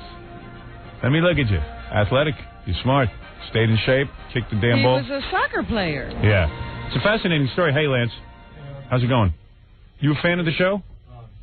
Huge fan of the show. Good, cool. He's from New Jersey, right? Yeah. You're from New Jersey? I'm from New York. Oh, you are? You're from New York? Originally from Long Island. Oh, no kidding. Where? My folks live in Roslyn. Oh, yeah. I know where that is. That's over there, right? Over there in Long Island. Right. I'm from Long Island, too. I know. I didn't grow up in Roslyn, though. I begged my parents to let me grow up in Roslyn. They couldn't move to Roslyn. When my dad decided to leave the black neighborhood, Roosevelt, they went looking for houses. Did they look in Roslyn? They didn't even Let me tell you something. I knew the good towns. I knew where I wanted to live. I wanted to live in a town filled with people who wouldn't beat me up. You know? Mm. I'm not originally from Roslyn. Where are you from? I'm originally from Massachusetts. Oh, yeah? Right outside of Boston, South Natick. Yeah, I know where that is. That's over there, right? Yeah, sort of. Yeah, I know where that is. So anyway. Over there near Boston. Yeah, I begged my parents. I said, where are you going to move? You know where my parents started looking for a house? Where? In Freeport. Freeport's like Africa. My parents love blacks so much that they only want to live with blacks. I said, Ma, do you see... I was a kid. I said, Ma, do you see... How far is Freeport from Roosevelt? You could... Roosevelt is 1 square mile. Yeah. On the border is Freeport. That's what I thought. All the blacks were migrating over there anyway. So, listen to this. You're not black, are you? No. All right. Not since the last time I checked. Jump at me. I love black people. I'm not saying I'm anti-black, but I couldn't live there because I was getting beat up. He just can't live with them. I just can't live with them like the other white people. You physically were beaten up. Yeah. Yeah. Oh, you grew up in Roslyn. You weren't as jacked up as you are now when you were younger. Jacked up? You're damn right. Look at all these muscles bulging out of the T-shirt. Yeah, easy. He's got muscles? About 6. Oh, yeah. You got muscles over there? Hey, I'm married. You got a millionaire. Anyways, listen to this. I'll get onto your story in a second. But, so I said to my parents, I go, Ma, what are you doing? Do you see what's going on in Freeport? Freeport had a couple of white people left on the water. She couldn't tell that it was white people moving out, not white people moving in. No ability. She goes, it's a wonderful community. It's integrated, and that's what I like. I like white people, black people together. I go, Ma, it's only a matter of time before all the white people are gone there, too. You're going to cost Dad a fortune. No white people are buying a house there. All right. Well, this time she listened. So then where does she go looking? I tell you, you didn't keep her out of Rockville Center? Well, Rockville Center, I said, Mom, what are you buying there for? Why didn't you steer her to a good community? Roslyn. Did I said to her, suggest anything? Well, my parents they went and looked at a house in Merrick. Now, I wanted to live in Merrick. Lily White. No problems. Everybody's the same. I go, okay, Merrick. My mother looks at the house. The house is too much money. It's too small. I go, yeah, you know why? Because it's a good area. People don't care what the house is like. You know what I'm saying? Mm-hmm. Here, just pop that headphone like that. Okay, snap it right Snap it in. Yeah, don't be afraid. There you go. Yeah, now you're cool. Much more comfortable. Yeah. So anyway, they put down money on a house in America almost. They almost went the contract, and then they backed out. Because it would have cost $35,000 to fix up the house. $35,000, and I could have been happy. Boy, if I had had any money, I would have chipped in. I said, Ma, I'd live in a closet if it's a lily white area. You don't mean that. I mean it. No, you don't. I You mean do. as long as it was a good area. A good area. Right. Oh, sorry. That's right. Thank you. I'm forgetting myself. A good area. I'd live in a tent if it was a good area, as you say. And I said I had a friend who moved to Roslyn and a friend who moved to Jericho. I was like, this is the promised land. Yeah, that's the promised land. I said, oh, that's manna please. from heaven, you're hearing. Oh, my God, the girls are attractive there. It almost reminded me of like summer camp. You know? I just said, oh, that would be wonderful if I could grow up in an area like that. They wouldn't hear of it. They didn't want to go for the extra cash. My old man. Rockville Center for you. Rockville Center. Hellhole that it is. Hellhole. Now, that was white, wasn't it? Yeah, it was white, but, I'm half Jewish. It's anti-Semitic as hell over there. The archdiocese is so right I told there. you it wasn't just a lily white area. Yeah, there's other issues. Yeah, when you're built like me, you got to be in a very specific area. You got special needs. Oh, yeah. Oh, yeah. Roslyn. Boy, that's a great town. That was a town you could have loved. Oh, they would have loved me there. But, listen, my parents, they didn't get it. All right. Look, they didn't know how to pick a town. They don't know how to this day. Even my sister once, I remember she was looking around on Long Island. My mother says to her, I couldn't believe it. She goes, you should move to Freeport or Baldwin. I said, Ma, Baldwin, Africa? What are you, insane? It's a lovely community. I said, listen, this is my sister. I'm stepping in. She ain't living in no Freeport or Baldwin. I got my 2 nieces. They're not going there. That's it. We're not repeating history. My mother doesn't see color. Well, that's I don't know what's the good. matter with her. Thing. It's the sickest thing I ever heard. Oh, you're so horrible. You got to be a realist. My grandmother happens to live in Baldwin. Not that I'm really going to defend the town by the fact that she lives there, but she loves it. She thinks it's a wonderful. Yeah, but she's a shut-in, isn't she? I mean, she hasn't taken a look outside. How many years? She's probably alarmed in there. She doesn't get around. Hey, I saw your grandma on TV, actually. Yeah, she was a big supporter of yours. She sounds like a wonderful woman. Yeah.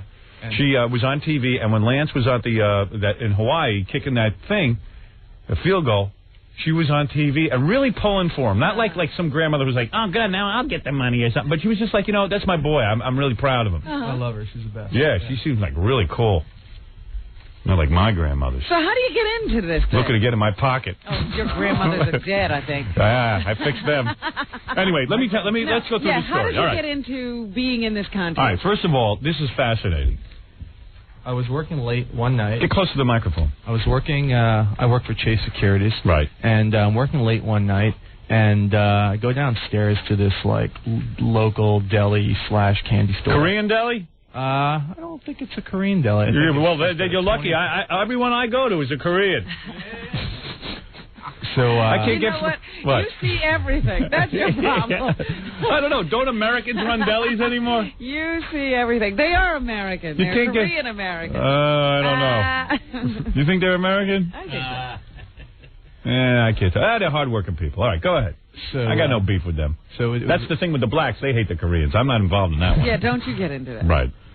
So I went down and I got a Hershey's Kit Kat bar. Kit Kat? Yeah. And, are you a fan of Kit Kat? Yeah, it's all right. It's okay. I mean, chocolate's okay. It's right. Great. Go ahead.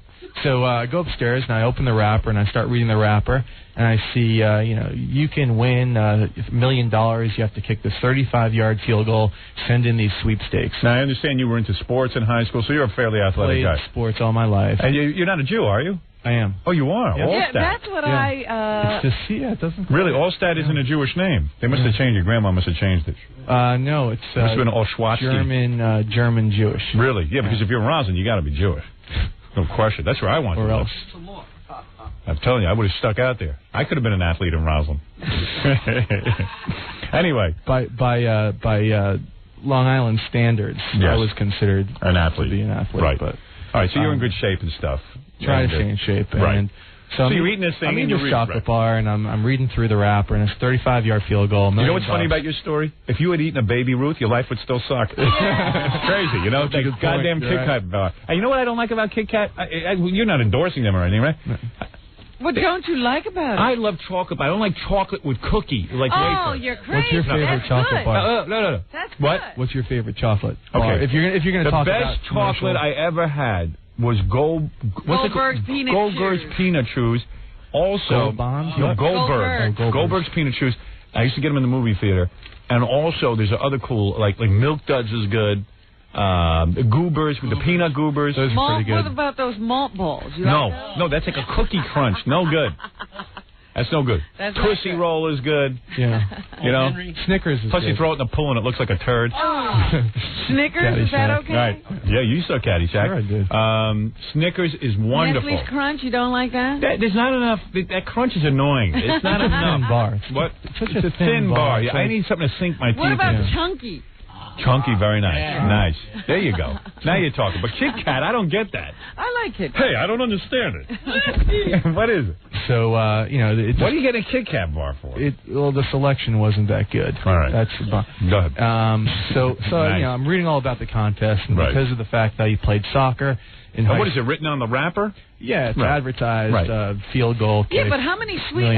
how many of these entries do you have to send in to get picked? Well, I sent in about 3 or 4 entries. Now, how did you But send- apparently that's extremely lucky because people usually send in close to 100, 200, 100. But Right. walk me through this. So you saw the thing, and then I guess you kept buying the Kit Kat because you said, hey, I want to get a couple more entries. Well, I didn't. The thing is, you don't have to purchase the bar in order to send in the sweepstake. You can just send in a 3x5 So you card. didn't buy another Kit Kat So bar? I only bought 1 Kit Kat bar, and then I sent in a couple other, 3x5s. You filled out a postcard. Yeah. Right. Okay. And you sent in like 3 or 4 postcards. Right. And lo and behold, they pick you. And it's funny that usually they pick a big fatso or somebody. You know what I mean? Some wacko who's never even seen it There's some before. wacko. But anyway, they must have crapped their pants when they see a guy in shape who actually played soccer. And they also changed the structure of the competition. As you remember, last year, there was a New York City police officer that won, and he was picked as the grand prize winner directly from the competition where he went directly to Hawaii and kicked, and he actually dribbled it down the turf.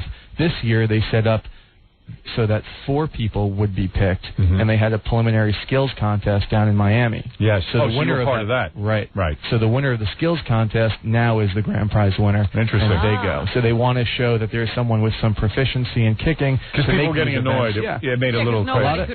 A lot of people were criticizing these $1 million events because you never see winners. Right. So they set it up so that... So when you went down to Florida for the preliminary, there were 3 other people and you. Right. And Could they kick it all?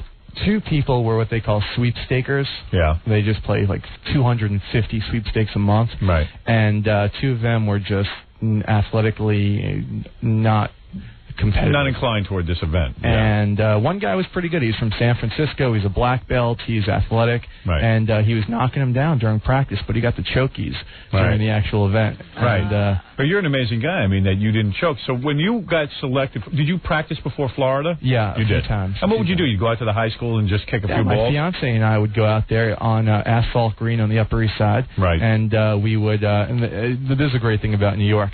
There's ice. We practice like 8 degrees out. Right. Ice all over the turf. I tell a couple of the guys that are working there, yeah, I'm kicking for $1 million at the Pro Bowl. Right. They're like, wait a second. They run over. They start kicking the ice away. They start Really? chiseling They help you a out. runway for me. Maybe New Yeah. Yorkers aren't so bad. Yeah, Right. awesome. Great help. Great support. Right. And then they robbed you. You should tell that part. Then they jumped you and took your wallet. I turned around and have a watch left. Pleased but- you. Hey, you don't need the money. You're going to get $1 million. Right. All right. So you practice and practice and practice, and your girlfriend's at your side. Now, we'll get to the girlfriend in a minute. I figured Is she she would, hot? yeah. She's real hot. Yeah. Really? Oh. My fiance. We'll talk about this. Yeah. All right. So let me advise you. All my friends are home right now laughing. Yeah, I knew right. this was going to happen. We'll get to that. That's an obvious discussion. You All right. bet. So, okay. So, you see, I can tell you got that look in your she was eyes. out there holding the ball. Big deal. Let's see her kick it through the goalpost. She was shagging the ball. Sign a prenup with her. I'll talk to you about that in a minute. Boy. Pay her off and get rid of her. All right, listen to me. There's dating to be done. All right, listen to me. You're a different man now. All right. So so the big day is coming up. After you win the thing in Florida, you're probably psyched out of your mind. And did you feel you could really do it? I'm all fired up at this point because I knocked down all 3 preliminary kicks. Right. Plus, after the 30-yarder, the media there, all the people covering that, they said, well, let's see a preview to Hawaii. Bring it back to the 35. Right. So I go back there. I split the uprights. They're going crazy. Wow. They're like, this guy's going to win. So, Hey, of now. course, my confidence is through the roof. I'm all fired up. But you know that big But day you can gotta choke. go out there Yeah, I mean, in front of it's that easier. huge crowd. Yeah. Are you You're right, inclined? Robin. Are you national TV. Are you inclined to choke? I've never been in this kind of position before, Okay. so I mean, I always choke. I wouldn't know. It always happens to me. All right, now, okay, so Lance, we're with Lance Allstat. He won the $1 million of the Kit Kat contest to, I the whole think it was thing. Hershey. Kit Kat bar. Yeah, Hershey's Was it Kit Kat. Oh, they own it? It's Hershey's, yeah. Hershey's chocolate. Screw them. Anyway, so, all right, and you're 26 years old, right? Okay. Yeah. So that day you get to Hawaii. You kicked this thing, as we all saw, right through the goalpost. Yeah, I had some good coaching. Pete Gogolak for the former New York Giants. First soccer-style kicker. You just volunteered to do that, or Kit Kat arranged it? Kit Kat NFL, they put these people together. Wow. And in practice, had you been consistently kicking it through? Yeah, like 80%. Wow. It was pretty good. And did you start to get, like, worried? Like, I'm a little obsessive-compulsive, so I would be like, uh-oh, I better not kick too much. My leg will get sore. Yeah. Did you get nervous? And my leg did get sore. Right. And I had to ice it down, and I'm having lunch one day, and Don Shula's sitting right next to me. This is down in Hawaii, because I was over kicking, and he looks at me, and he goes, "You're a kicker, huh?" And the guy, I mean, no disrespect to Don Shula, but he was, I think he had a couple of drinks at That's okay. at lunch. Okay. Yeah, Nothing he illegal about didn't that. quite understand this, that I was competing in this competition. Right. He thought you were He thought I was a professional kicker, and he goes, I'll tell you. You got to put ice on both knees if you're a kicker, because this way they don't know which one to come after. So, right. Have another Kahlua. Yeah, he's won many games. Yeah. But Hawaii, I had a girl on 2 days ago had to ice her vagina. Don't laugh. Right. Ice is a miracle And cure. you have to ice both vaginas. Right. Both of them. all portholes. All right. So you're down there in Hawaii, and you kick this thing now through the thing. And you were a little sore in your leg and all that other stuff, but you got out there, the adrenaline was pumping. And you did the miraculous thing. You kicked it through. Now how did it feel? I mean, when the NFL players rushed out, and did you see it? Yes. Okay, yeah. So you saw that they ran out, they were picking me up. Right. I mean, that was the best part about it. Right. I mean, I felt like I just won the Super Bowl for each of their respective Now, here's teams. the fascinating thing. You have not received $1 million, have you? I haven't. I'm waiting for it. Now, has anyone contacted you? I'm supposed to get it 10 days after the event. And now the insurance company is involved, and the guy that's working on it is on vacation. Let me ask you something. There's some delays. Want to give this money Let me ask you something. Now, what do you mean an insurance company? From what I understand, Hershey's purchases an insurance policy. They indemnify themselves to this insurance company. They pay the premium, and this way, if the person wins, then the insurance company pays. Oh, I see. And if they lose, then Hershey's obviously pays the consolation prize of $10,000. Now, they've contacted you and offered to have you either be paid on a yearly basis, or you can take a lump sum. Is that right? We haven't sat down to discuss the structure, but the original structure was it would be paid over 30 years. So you're talking about $33,333. See, this is why I think that's bogus. I really think it's a rip. If you're going to give somebody $1 million as a prize, give them the $1 million. Yeah. I mean, because, of course they don't agree to that, because it's really only $33,000 a year for them, which is peanuts. Right. And now what they're offering me is the present value of those annuities at some negotiated discount rate. And what would happen? You said to them, "Look, I don't want the $33,000 a year. I want it one lump sum." Did you say that to them? Well, I didn't say anything. This is typically what they do. They say, "Okay, you can have it over 30 years." Oh, they've offered you a choice. Right. Well, we haven't actually sat down to discuss. But you know that the option is there. But the people from Hershey's, the people from the marketing company said, "Well, we spoke to the insurance company, and they're going to probably give you an option to take it up front or to have it structured over 30 years." And what is the option for up front? Because I would always opt to get it up front. See, that's the thing. I don't know what the number is because they haven't talked about the discount rate. But I assume it'll be in their determination what the present value of those annuities are over 30 years. Oh, I see. So they're going to try and say, like, give you a little less. Try to cut costs everywhere they can. And I don't know what that number will be, but based on the analysis I did, I mean, I figure they're about a AAA rated company. The discount rate would have to be very close to the Treasury bill. Trust me, when you're done, you'll have $85. Yeah, you're probably right. Yeah, right. No, but so because $30,000 a year, while that's nice money, it doesn't exactly put you in millionaires. But it's more than I have now, and that's what I'm grateful for. You can do something with. Right, $1 million you could do. You could lose that nice quick. Yeah. But at least it's yours to lose. Right. No, $1 million you put in the bank. You know what I mean? Let it grow. Create a nest egg. Yeah. Sure. Have you gone out and bought stuff now that you're, supposedly a millionaire? Well, I purchased flowers for Robin for Valentine's Day. I think that's the most I've spent. I heard so when far. he came in, Gary said to him, "Save your money. What are you doing?" You know what I mean? How much do those flowers cost? A lot. They're beautiful. They're beautiful. I mean, I can't believe it. What'd you get for me, Mr. Millionaire? I did. I got you a shirt. Oh, you did? An All-Star Cafe shirt. Oh, thank you. They retired my jersey last week. Is that right? Party, yeah. So talk to me about this girlfriend real quick, Lance. Okay. So in other words, you might as well marry her. I didn't realize you're only getting $30,000 a year. Okay, right. okay. White girl? She's white. Yeah, she is. She's white. She already got a ring? She has a ring. Oh, yeah? She got a ring in October. That's when we got engaged. White girl, huh? Mm-hmm. Good for you. You bet. All right, well, there you go. That's the prize, isn't it, Robin? That's what they say in our society.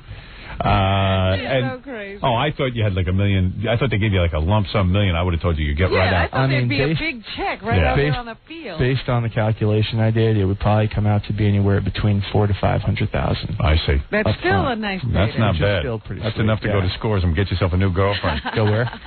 Scores. Hey, didn't you? Did it cross your mind to dump her? No, I love her. I love her to death. Really? She's the best. How old are you? 26. Yeah, you're going to love a lot of women. I'm telling you, man. It hurts. It hurts. You see, right now, you think you can't live without her, don't you? Oh, yeah. Can't live without her. And then 2 years from now, you might meet somebody. You know you can't live without your wife. Robin. Don't you even start. Yeah, I'm in a lot of pain. You only have one penis. You're a role model for me. Oh, really? The amount of years you and Alice. You see how whacked out I am? You see what's going on in my life? You look like you're in good shape. You look good. You think so? You look great. Really? Yeah. Well, you're hallucinating. Listen to me. So this girl is how old? She is 27. Oh, yeah. Older woman. Older woman. That's real cute right now. Wait till you hit 43 and she's 44. Yeah, she's the best. Oh, you're too funny. My misery oozes out of my ears. But if you want to hear a funny story, go ahead. I know I didn't get it from my intern this morning, so I'm looking for one from you. I went to this place, Gaslight, some bar on the west side, one night with a bunch of my friends, and the owner of the bar comes out and introduces himself to me and says, "Congratulations! It just so happens tonight we're featuring Miss Nude Galaxy, and we'd really love for you to meet her." Right. And they bring out this woman. And they introduce you as a millionaire. And they say, "This is the new millionaire of New York." Dude, put it off. I'm telling you. How tall is your girlfriend? She is 5'7". Oh, yeah? How much does she weigh, do you know? See, I'm not good with this. She's got a great body. Good chest? Phenomenal. Really? Yeah. C cups at least? Come on. Really? Nice. Yeah. Hey, now. Hey, your grandmother wasn't bad either. I was looking her over. She's the best. I'd go for her. Well, you should have seen her. When I'm into anything different. Really? Howard, you should have seen her when she used to dress up in a cheerleader's uniform when I was younger to root on my teams. Send her over to my house. I heard that she used to go root you on and stuff. Yeah, that's nice. And what about your parents? Are they a pain in the ass, or no, your grandma raised you? They're cool. I mean, both my grandmother lived with us when we were in Massachusetts. My family's originally. Yeah, it seems like you love your grandmother even more than your parents. I love them. I love them all. I love my new in-laws. Nice. So, give you some advice, man. With those millions, you can make your girlfriend C's into double D's. Is that right? Oh yeah, it's a magical That's way. where he should spend his money. Oh yes. You were going to talk to him about a prenup. Yeah. In all seriousness, I know you're thinking, I'm going to be married forever. It's going to last forever. This and that, the other thing. In our society, most marriages end up in divorce. Everyone I know is divorced now, except me. The percentages, you're right. Yes. That's not true, is it? Yeah. Some of the people I thought had the most rock-solid, stable marriages. You tell me who this is. Guys hit their 40s and they panic. You don't know, man. You're young guys still. You panic. It's all going to be over soon. Keeps going through your head. It's all going to be over soon. It's over, John. And while I still look halfway decent before I get that turkey neck, maybe. So listen to me. Prenup. What did I just say? Prenup. That's right. Okay. I got $500,000. These broads look to get their hooks into it. She wasn't out there kicking anything. All right. Lance Allstat, that's all the advice I have for you. Congratulations. You won $1 million. I hope you get a lump sum. Me too. These Kit Kat bastards. You know how many Kit Kats they got to sell before they get $1 million? A lot. But they sold them already. I guess so.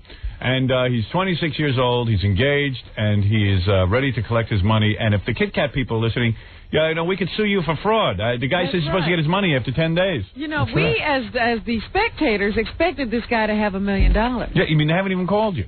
I've spoken to them, but I wish the correspondence was a little better than it was. I mean, I'm a little surprised. Hey, wait a second. Here's some people who want to talk to you. Hi, Paul, you're on the air. Hey, Howard, when I was watching the TV, after he kicked the field goal, they spanned to his girlfriend. Yeah. And she had like a white top on. Yes. And there was like a big-time Dante's Peaks, if you call him. Well, is that true? I'll tell you. Hey, Paul, thanks for calling in. And I'll tell you, Hawaii was a little colder than you would imagine. Really? A lot of people are calling in and saying that your girlfriend's actual nipple was showing. Is that right? I was unaware. I was caught up with what was going on. Is that true, sir? That's definitely true. and you could tell the cameraman hesitated a little bit, and then like he wanted to like stay there, but he had to go. Paul, did he pan in? He should have zeroed in on it.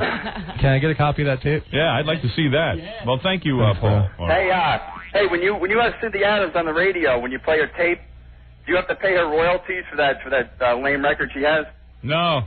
Thank God no one would pay her anything. Oh, okay. She's a beehive head. Thank you. Anyway, congratulations on your girlfriend's nipple and the $1 million. Well, thank you for everything. Were you aware of that? That people were calling in and saying that her nipple was... I was unaware. She must have very nice ones. Very nice. She's a great girl. Good for you. Howard, thanks a lot for having me on the show. Congratulations and good luck with everything. And if you... thank you. All right. And that's Lance Allstat, $1 Million Man. Thanks, Robin. We'll be back right after this. More to come when the Howard Stern Show returns in a moment. The Howard Stern Show. Get some soup from Soup Man. Look at this. What you got today? I got split pea, but it's so thick. It's like a meal. Hey now. When'd you get one? I didn't know it was out there. Oh, he's just like, Where is it? I would like to try that. I saw the Jackie look. It was like, how come he gets that? How come he gets it? What am I? I've been getting it every day. I love it. Hey now.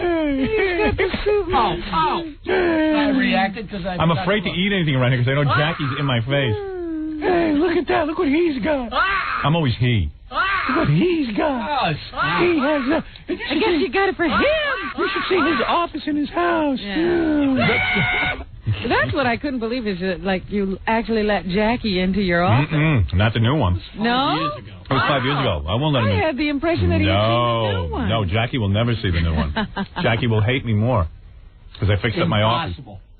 No, I'm telling you, you have a lot more hate in you. Because, you know, like Jackie's got a real nice home. He's got plenty of dough, but, you know, he sees anything I do. He's like, Well, he won't spend any money on him. Right. Last week he can do that. Humble. No, he can have a nice house if he wants. He won't spend the money. Cheap. He has like 3 houses. I told him, why don't you combine all your houses and have one nice house? One nice big house. He has 3 junky houses. I know what I hide from my wife. What? You could build an office. Yeah, like I did. I have electronic locks in my office. My wife goes... He's in a vault. Every day, I lock the doors now. It's like you live in a bank vault. Yeah. I'm in there. And my wife goes to open the door. It's like to storm in on me. So I got the buzzer under the desk. I make her keep pulling on the door. She's pulling and knocking. Then I buzz her in. That's what it sounds like.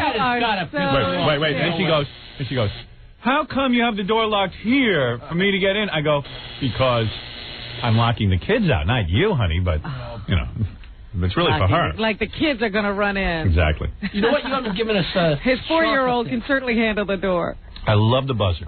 I need time to myself. And I don't like people... Now, can you see her or you just hear her? I hear her banging. I was just wondering if there's a glass out there that you can actually No, that's see funny you say that. Let her stand there and wait. It's not like a little 7-Eleven. No, that's what I'm thinking of putting in. It's funny you say that. So you know who's outside. Yeah, right. Then I know to keep her out there longer. Make her wait. It's exciting to see me. It's a privilege. Hey, wait till you're married 20 years. Wait a minute. You know, there should be some rules. That's quirky. I'll admit. There should be some rule that you cannot lock your wife out of someplace in her own home. Well, yeah. That doesn't sound right. Let me tell you something. After 20 years, I'm entitled to a little time for myself where I can feel like I'm alone. She'll leave you alone. She doesn't bother you. Mm-hmm. You can't say to her, honey, I need a couple hours to myself. I'm going downstairs. Because then she comes into my room, and then, like I have a desk.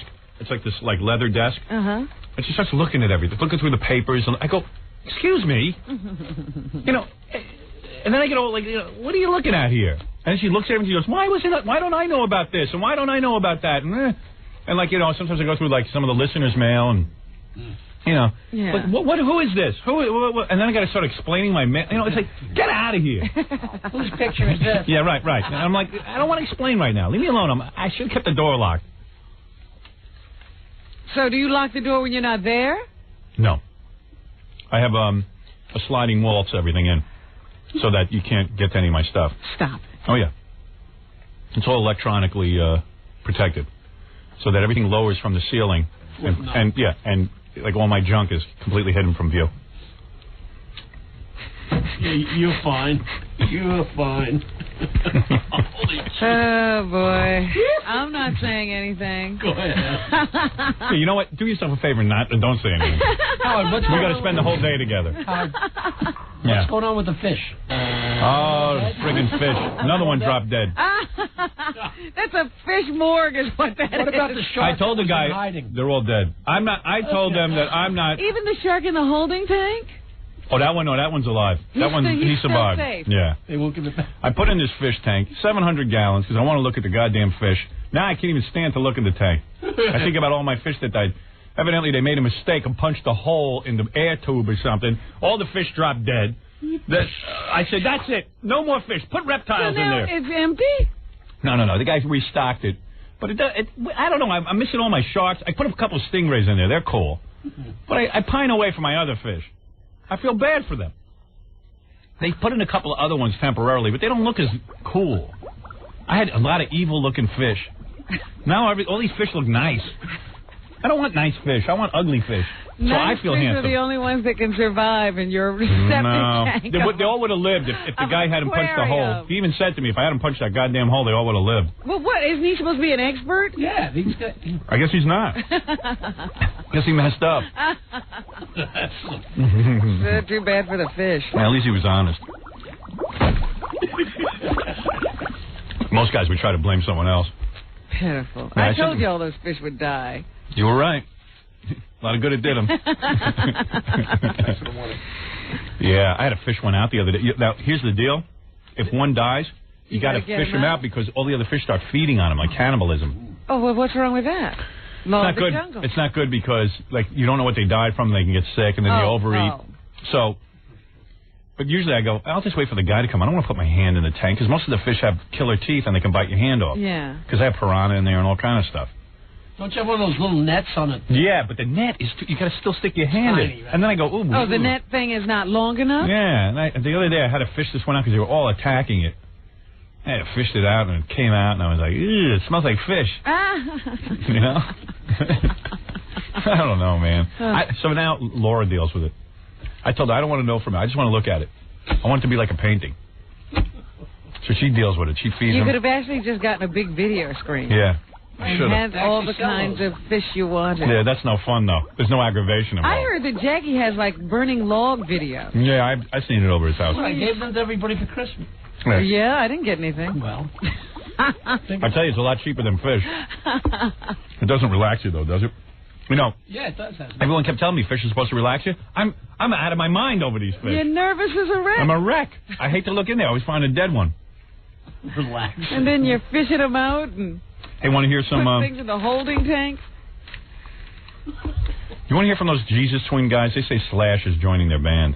Oh, yeah. I keep seeing that. Somebody's faxing that. That's got to be BS. Wait. You got to hear this first, though. Oh, here's a couple of things going on.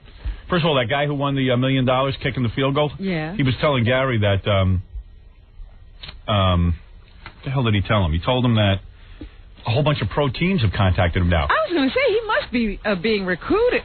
Yeah, well, that makes sense. 80% rate of field goal. Well, if he can hit a 35-yard field goal at 80%, he's pretty good. Yeah, 2 pro teams and a couple of arena football teams have contacted him. Is he going to go? He might as well. Yeah, he thinks he's going to try it out. Cool. He has to pass a certain, physical test, and they have to... Yeah, I'm sure they're just going to try him out. Yeah, but... And then he told me he gets tons of calls from girls every night trying to pick him up because he's now the $1 million guy. You know women.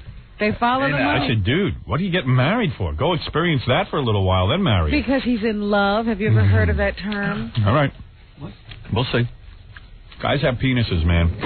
Yeah, but let him experience love for a while. There's such a thing as divorce. As long as you can get out of it. You can experience love and not be married. Yeah, just don't have kids. Look at who's talking. Mr. Gotta get married over there. Yeah, you were a dope. You're the biggest dope I know. Shut up. Admit you're a dope. No, I'm not a dope. Okay, fine. Yeah, on the air you don't admit that.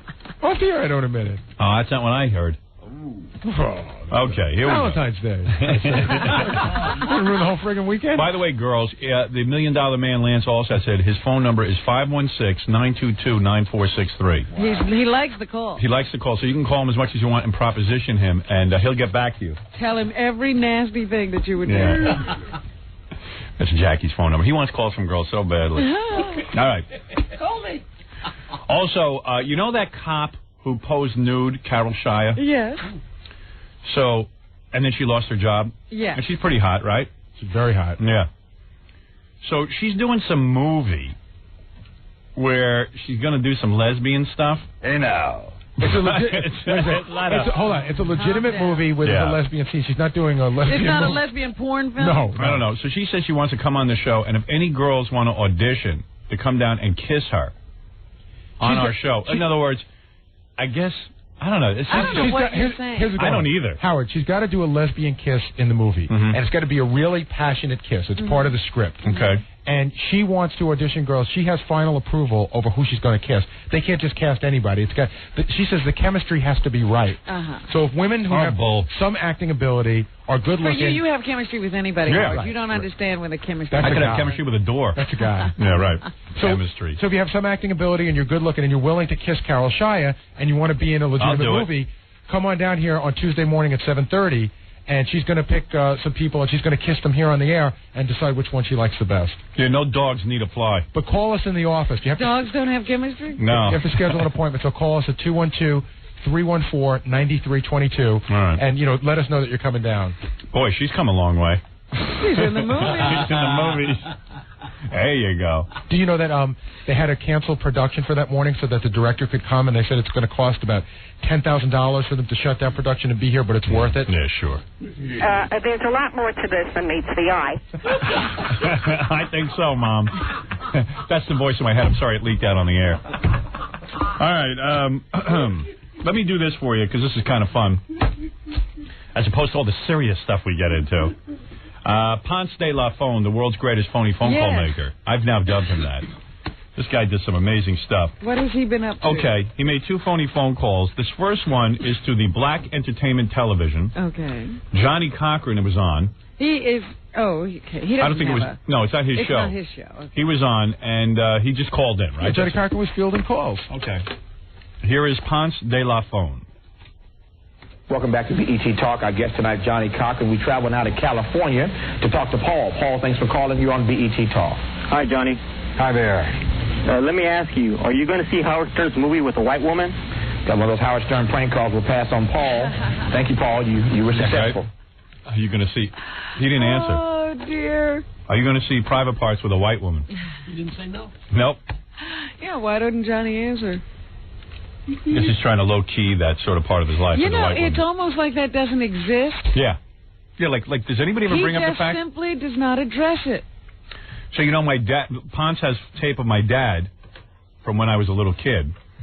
So he called in a talk show, but he played the tapes of my father. Yes. So it sounds like my dad calling in. He asked a question... Now, who's he calling this time? Business Channel. Business Channel. Your dad asks a question, and for once, somebody actually answers the question. Yeah. Dan, go ahead. Testing. Yeah, go ahead. I'd like to ask you a question. Do you feel that the United States should remain in the UN? I'd like to have your opinion. Yes, I do. We're part of the world, and the way of the world is going to affect how we are, and we ought to be at the table, whatever the table is, so that our influence can be felt. Otherwise, we won't have any influence at all in the world. And we are the most powerful force in the whole world. For us to withdraw and let other people determine the direction that the world is going. This guy's doing a lot better than I did with my dad. Yeah, I was going to say, Fred, get that tape ready. Your answer. Yeah, right. Would be foolhardy. We've got too much to protect. One day I'll pop by the station and check you for a hernia. I'm gonna.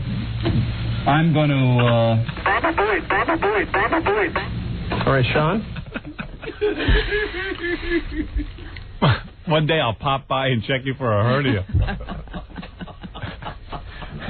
I think my dad had called in, and I was complaining that he wants to check me for a hernia. My dad did that to me. He did? I told you that a million times. You cough and all that stuff like he would know? When I was in high school, I don't know, my balls were hurting. So I didn't know what to do. I didn't want to go. Do they do that? Yeah, I think like when you're maturing and stuff that your balls hurt.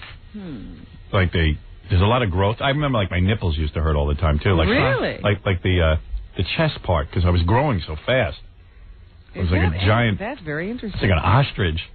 So I never heard of this. Yeah, so I remember my mother brought me to the doctor, and the doctor said, "What's your problem?" I go, "When I press my nipple here, it hurts." He goes, don't press your nipple. You'll be fine. So I said, okay. Good doctor. He was. Dr. Vidor. And then I remember my nuts were hurting, and I didn't want to go to a doctor because my penis was so small. I don't like him looking at it. Dr. Vidor seen my penis. I could have sworn I saw a smile on his face. I'm telling you. He was like, whoa. Hoofa, right. So my dad goes, what's this with your hernia here? You think you got a hernia, son? I go, yeah. He goes, all right, pull on your pants. So and did your father laugh?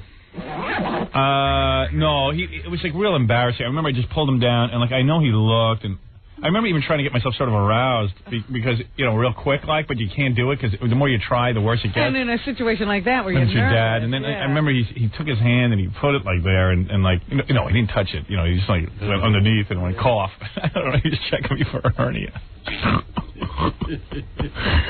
You've had some very traumatic experiences. He said to me, easy girl. Easy. And then I pulled he never even really checked me because I pulled my pants up so quick I realized it was wrong to have your dad checking for a hernia, but I was desperate. Better my dad than a doctor. And then I realized I don't want my dad seeing it. My dad's really well hung. Well, that's what I'm saying. I mean, was he upset or disappointed with his son? I think he's upset and disappointed in every aspect of my life. I mean, now he thinks I'm great, but back then I don't think he saw much hope. It's like, and he doesn't even have a penis. Yeah, it's like, oh my God, I don't even have a son. It's like, look at me with a woman. I have a son who doesn't have a penis. Penis size skips a generation. I really have like a nubbin. And my dad is like really kind of nicely sized. How would you, did you really get a good look at yeah, my dad used to do this move where he would get dressed in his bedroom and he would like turn his back like with his tuchus to me and quickly get into his clothes. But once in a while I'd catch a glimpse and I go, because I was really curious. I said, I wonder where I inherited my small penis. And it turns out I look like my grandfather on my mother's side. I look identical to him. Oh, facially and everything. Yeah, everything, hair, everything. And we even have the same miserable temperament. And I think he must have had a small penis. I'm telling you. It must have been him. You sit there and you think about your genetics? Oh, all the time. I want to know why God did this.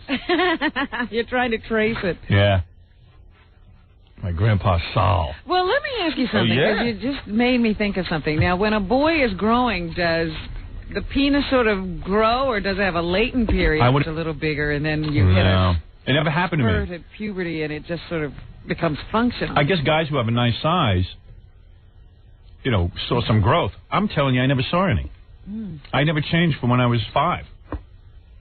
I always had the same thing. Because I can't imagine a little baby penis. Mm-hmm. Oh, yes, you can. Take a look down my pants. No, on a 7 or even an 8-year-old. Mm-hmm. Do they have baby penis? Yeah. Michael Jackson just had a kid. I know. He's checking him for a hernia right now. Every day. He should. Several hours a day he checks him. I heard he was crying in the delivery room. Well, he's Michael Jackson. Yeah. Would you expect him to be a man? And he showed up like an hour before he just showed up late. Yeah. And cut the umbilical cord and then started weeping. What a dick. This is, this science has gone too far. Mm-hmm. Way too far. He claims he didn't use science, but I don't believe it. I don't know. I don't know anything about it. I just can't imagine. He needs to have a child. Bill, you're on the air. Yeah, dude. I think you're a douchebag and a wussy. Thank you. Douchebag says what? Well, that's all he wanted to say. Hey, he's entitled to his opinion. He must know something. He must have been talking to Fred, not me. Oh. Nobody thinks that of me. I don't even know where that came from. What's been happening that would cause a guy to I don't know. Go off like that? Maybe he's jealous because my movie is getting such a buzz. That could have been Tom Hanks or somebody. Yeah. One of my competitive fellow filmmakers. Mel Gibson. Mel Gibson or somebody whose career hasn't been going all that well. Did you see O.J. beat up some photographer allegedly? No. Well, yeah. Now he's in trouble. O.J. Simpson attacked a TV tabloid show cameraman on a public golf course. This is kind of weird too, because when he will kill again. He will. I wish he would have killed him. It would have been great. And it's real funny now. The camera guy wants to sue OJ. Oh, God. He's going to press charge. He says, the Inside Edition cameraman who claimed that Simpson, 49, shoved him and swung golf clubs at him plans to file a complaint with the Los Angeles cops today. Quote, we're wrestling with the camera, and I look into his eyes, and the look I saw scared the holy S out of me, said the cameraman who requested anonymity. It was like looking into the eyes of a killer. Oh, yeah. No, it wasn't. It was just that. Yeah. Isn't that funny? Like now he's looking into the eyes of a killer. You know, that's weird. That happened to me when I was just in Los Angeles this weekend. I'm walking in the airport, and this dude is standing there with like a home video camera, and he's videotaping me as I'm walking.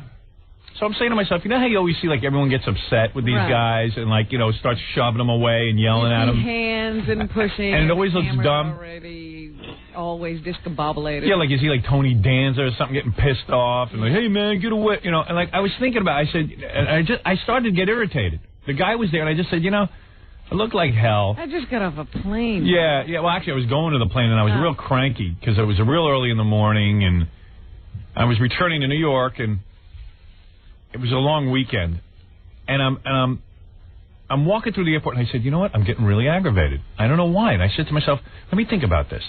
What's the big deal? Okay, so the guy's got his camera. Why don't you just be cool and walk? And let the guy talk. You don't have to answer every question. I was standing next to my agent. I kept talking to my agent. So the guy goes, Howard. So, I said, it was going to look really lame if I go, yes. So, what are you doing in L.A.? Movie promotion. What? Movie promotion. It's like I couldn't decide. It was just like it was a guy with a home video camera. It was getting really annoying. And if you do something, he gets a sale. Yeah, I guess so. So I just kept walking, and finally now the guy's trailing me not trailing me, but like walking in front of me for 5 minutes. And it gets really weird because then everyone starts looking at you like like what's going on here? Yeah. So so finally I said to the guy, so are you done yet? And he goes, no, I just need a couple more minutes. And it's just like, oh man. So what are you doing? So I just let him keep shooting, and you know what? Of course, it ended up on hard copy the other night. It was hard copy. Yeah. And all you see, I go, are you done yet? But they do weird stuff with it. Like the anchor guy goes, so Howard, you must be enjoying this interview. Are we done yet? It's like they so they cut in different. They cut in different things in front of your name, in front of what you said. Yeah. It's weird. But I played it pretty cool. Like I said to myself, what am I going to get upset for? So the guy's taking my picture. Big deal. Let him take it. And it ended up on hard copy. Well, I think that's why George Clooney was... Well, he's a douchebag, George Clooney. He ought to mellow out, man. So big deal. Was boycotting. Because, he was like, they do these weird things with the footage when they ambush you in weird places. Yeah. I don't know.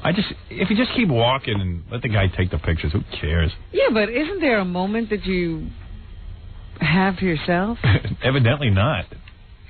I saw some Clint Eastwood was doing an interview, and he goes, when you're an actor, you need to observe people. I've heard Jim Carrey give this rap, too.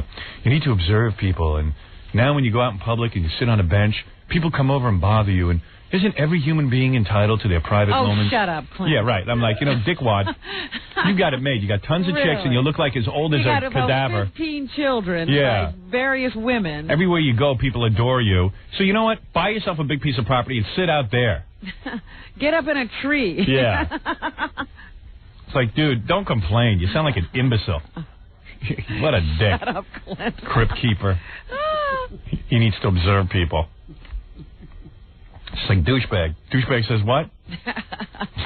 You sort of smacked the guy. Douchebag says what? Right.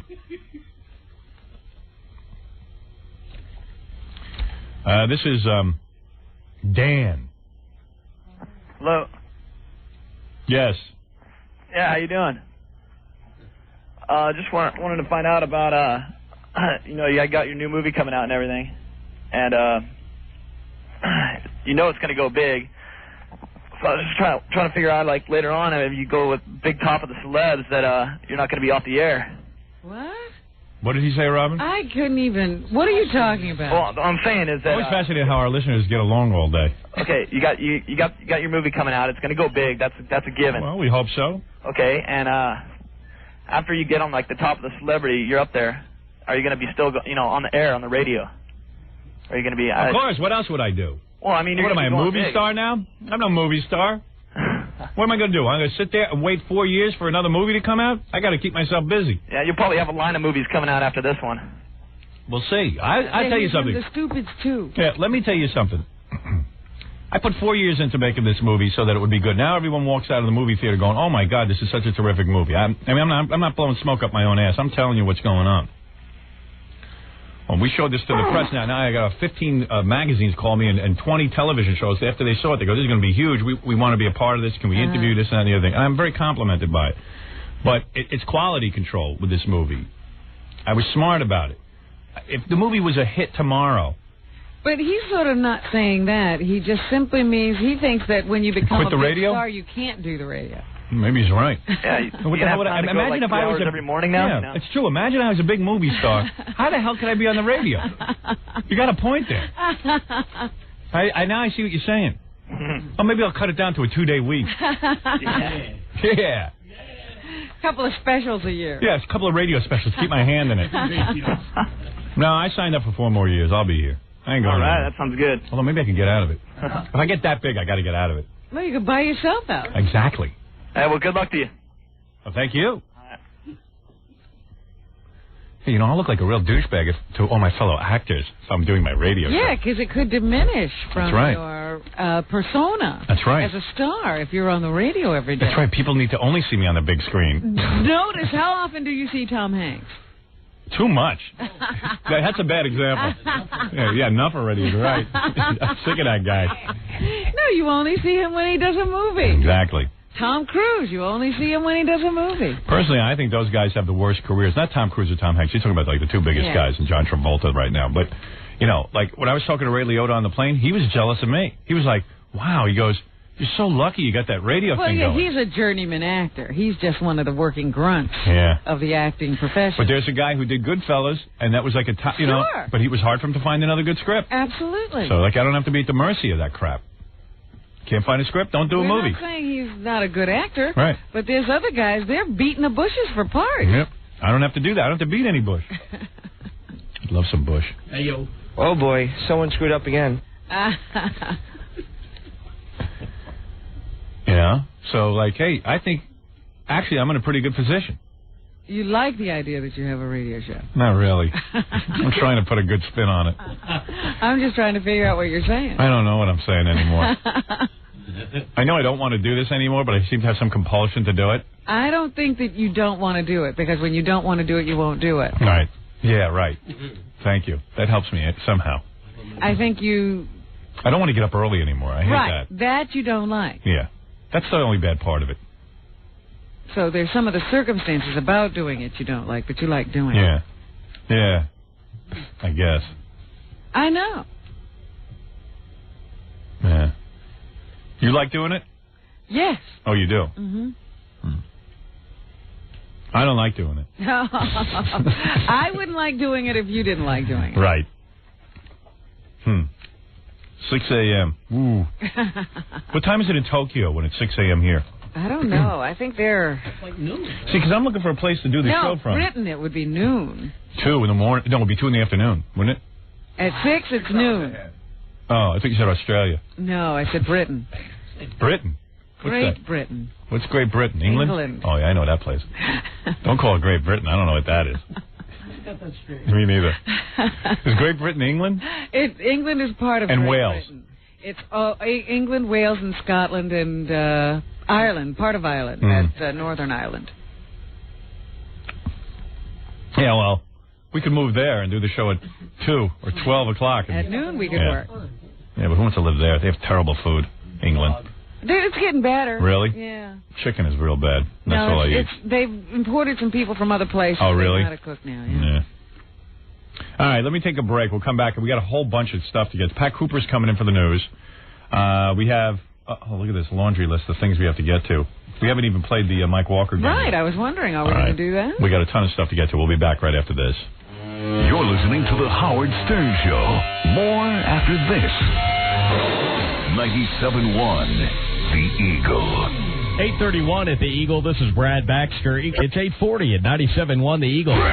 You're listening. You are listening. I'm not going to have that thing in my house. To the Howard Stern Show. Yeah? What do you want? Well, last week you said I could play the Mike Walker game. Oh, you want to play the Mike Walker game? Sure. All right. You won last week? Yeah. All right. That's Steve Gorilla. We're going to play the Mike Walker game. Give him his intro, will you? All right. Make the man happy. Inquiring minds want to know. Michael Jackson throws up on young boys for kicks. Video uncovered. Ooh, I want to know. Tom Arnold is the son of Elvis. Ooh, I want to know. Yeah, me too. Liberace has a twin brother, but he is also dead. That's a good one.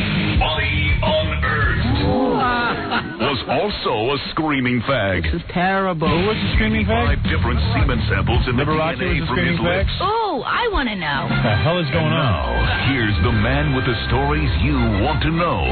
Mike Walker of the National Enquirer. We're going to call the guy a fag for. Mike, of course, you are with the National Enquirer. You are the national gossip editor also. You're on Geraldo every Friday. And you have a syndicated radio program across this country. Well, yes, I do. But first of all, I have never seen such a media blitz as the one you are mounting now. I mean, romantic Howard Stern was the one that absolutely got me. I understand you're also doing international casting for a movie. Well, listen, let me tell you something. What has happened is, and Ivan Reitman said it, I didn't know anything about the movie promotion. He said if you have a good movie, you show it to the press early. Yep. And then word spreads, and that's exactly what's happened. Now there isn't a magazine that doesn't want me. Or you're building. And I've been ordered by the editor of the National Enquirer. I was literally called in and told to do a major kiss-ass thing. Really? And the reason for that is that in Vanity Fair, and we thank you very much, in the questionnaire they do on the last page of celebrities, they question you. It's a question and answer thing. You know, who's your favorite movie star? What's your greatest achievement? And down here it says, who are your favorite writers? And you answer the entire staff of the National Enquirer. They write simply and elegantly. It's true. And I love the National Enquirer, as long as you don't pick on me. It's like, you just got to make friends with the enemy, that's all. I've always enjoyed the Enquirer and blah, blah, blah. Well, the Wall Street Journal, way back in 1972, was very funny. I was looking over some clips, and they said almost exactly what you said. They said the writing is a model of leanness and clarity. Yeah, why don't they follow it? Well, right. The only thing... Because it's very hard to write simply. I got to tell you something. The thing about the Enquirer is they actually go out and dig up stories, and then the so-called straight press puts them down and goes, can you believe what the Enquirer said? And then they pick up the story. Right. They go on and... Speaking of stories, by the way, I understand. I didn't hear you, but you were talking about Faye Resnick, and Gary tells me that... you co-wrote her book, right? Oh, you wrote her book. Yes. And Gary says... Well, she was supposed to come on this show. Right. And then she started laying down the law to me or to Gary... Right. Guidelines. She had guidelines. I said, wait a second. She says you can say she's beautiful, but you can't talk about particular body parts. You can't talk about the lesbian stuff. You can't. I said, listen. And then she said that it got into the book by accident. Okay. Yeah, the lesbian stuff. The lesbian scene got into the book by accident. That's what I would like to address. Now, first of all, let me say something. Faye Resnick, it came up a long time ago when the book was #1. The idea of her going on your show, and she was very afraid of it, and she asked me what I thought, and I said, I'll tell you something, I think you will get along very well with Howard, right. Because you are the kind of person who has come out at a very difficult time and said things that a lot of people don't like to hear, and if you remember at that time, she was castigated. I mean, they're calling her slut and I don't know why. I mean, I liked it. I liked what she was saying. I said, Howard likes to have fun. I said, and you profess to like to have fun. Now, let me tell you about Faye. Faye sometimes, because she has basic insecurities, she sometimes tends to take herself a little too seriously, and I said, don't do that. She's trying to reinvent herself. She's trying to make herself a lady. But let me tell you something. I said, this woman's in Playboy. She's worried about whether I ask her if she's got nice breasts. But let me tell you something, and I just want Faye, if she's listening, tell that little punk-ass weasel, the so-called manager of yours, okay, that he better not go around saying things like that about me. First of all, there are slander laws in this country, but I don't need slander laws, pal, to make your life really miserable, okay? Yeah. Now, let me tell you. What was that, punk-ass? Yeah, let's hear them rap. Go ahead, yeah. Go ahead. Let me tell you this, what Faye Resnick really said, because here it is written down in the Playboy interview. Go ahead. So this little manager guy is a liar. Here's what Faye says. She's asked by Vincent Bugliosi, who conducts the interview, Faye, was this, didn't you think that the lesbian thing would hurt the memory of Nicole? Faye says, yes. I do believe it hurt the memory of Nicole, and I'm sorry it ever got out. She said, I would never have spoken about it unless I felt I had to because I felt it was irrelevant. She said, when I was writing my first book in Vermont with my co-author, Mike Walker, I started getting phone calls from all of my friends about this. I even got a call from Nicole's mother, Judith Brown, asking me if, in fact, it was true that Nicole and I had spent one intimate evening together. I didn't know what to do, okay? She says, now, my co-author, who is an editor for The Inquirer, which also owns Star Magazine, told me that Cora Fishman had approached the Star with a story regarding Nicole and me spending the night together, and it was indeed published. And she had approached Barbara Walters with the story, and she did, in fact, eventually go on Barbara Walters' show. And so I can guess what your point is. Your point is that she might as well have come out with the story. It was already coming out. It was coming out anyway. And she was advised to do that. And this guy saying that Faye told him that I put it in the book and Faye didn't know it until the book came out. It's not true. How could it be true, Howard? You know how books are written. Books are looked over by everybody. Right. There have to be releases. Lawyers look at it. Of course, Faye would know what was in it. You couldn't release that book because otherwise she would say it's not true. Yeah, exactly. All right, okay, I get it. Listen, never mind that. Let's play the game. Yeah, let's play the game. Believe me, you're all burned up. Punk ass. What is it again? Punk ass weasel. Punk ass weasel. All right. All right, listen to me.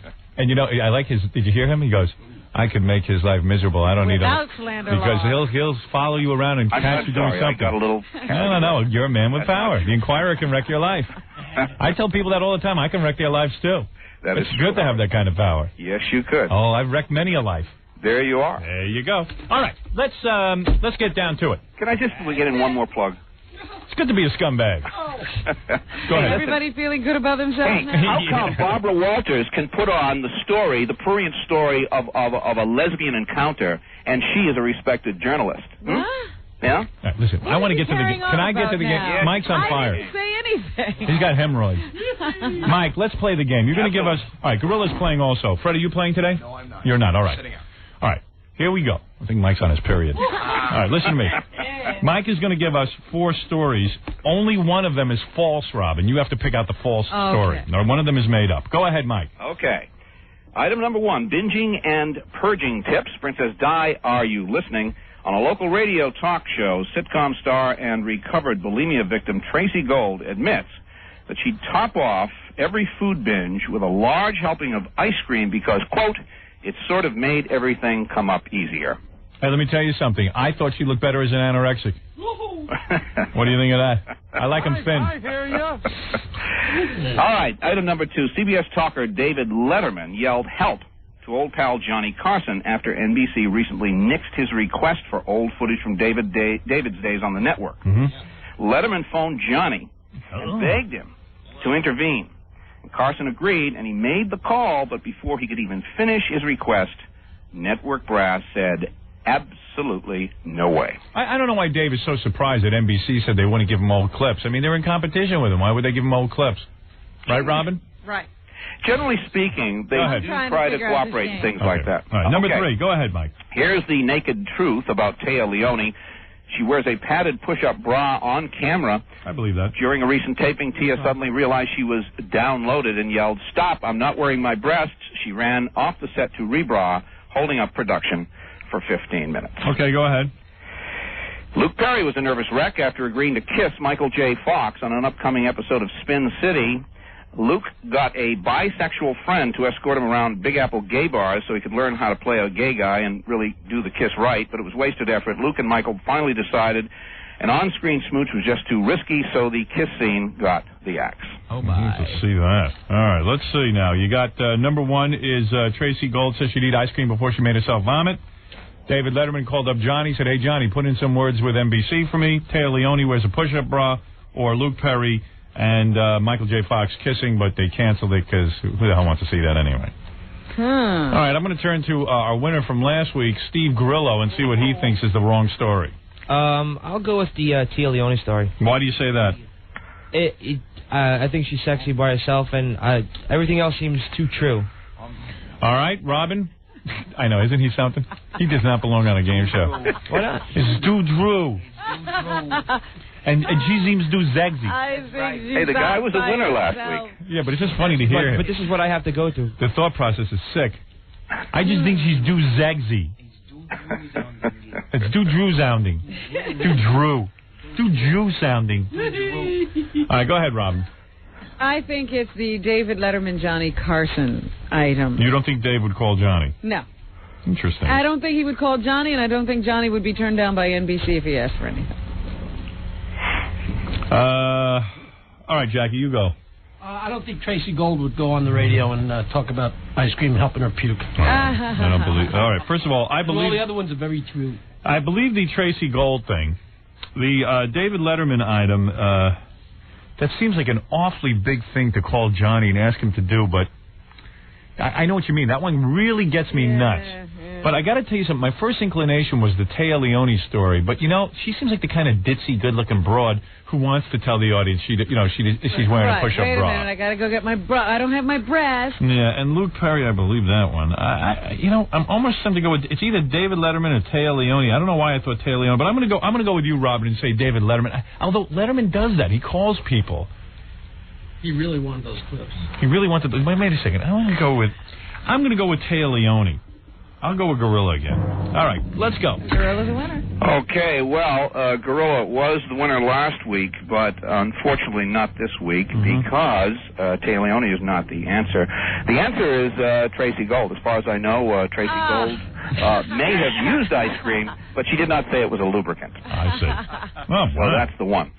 Could I just say one more thing, Howard? But what's weird is that Letterman did call Carson. Yeah, that's pretty heavy. And did turn him down. Yeah, Carson has a lot of clout there, and that was an amazing thing that they even turned him down. Wow. By the way, I'd just like to announce that I was going to announce it last week on your show that MGM has just announced through the trade papers that the National Enquirer will have 2 one-hour specials coming up in May sweeps and in November sweeps. Are you a part of that? Yes. Well, it says here that I'm hosting it. Well, you would know that best. Yes, and I have a request for you because John Symes, the president of MGM, said the company is going to begin a national search for a co-host, and I saw the other day that you're doing additional casting on a movie already, and I thought you might help us find a female co-host for it. Oh, I can find you one easily. I would appreciate it. Her name is Faye Resnick. Hey, not a bad idea. All right, listen, congratulations on that, Mike Walker. Congratulations on the National Enquirer, Geraldo, and, of course, your syndicated radio program. Thanks a lot, Howard. All right, Mike, thank you. We'll see hear from you next week. Oh. That's Mike Walker, everybody. Play his thing. Ooh, now I know. Now I know. Me too. Hey, when Jackie's right. Mike Walker, you're listening to the man. But it's amazing. Truth is as strange as fiction now. Howard Stern. Thank you. We'll be back with the Howard Stern Show. Don't go away. You're listening to the Howard Stern Show. Another track from the Private Parts soundtrack. This is the single, Hard Charger, Porno for Pyros. They'll be stopping by our show the day after the movie, I think the movie premiere.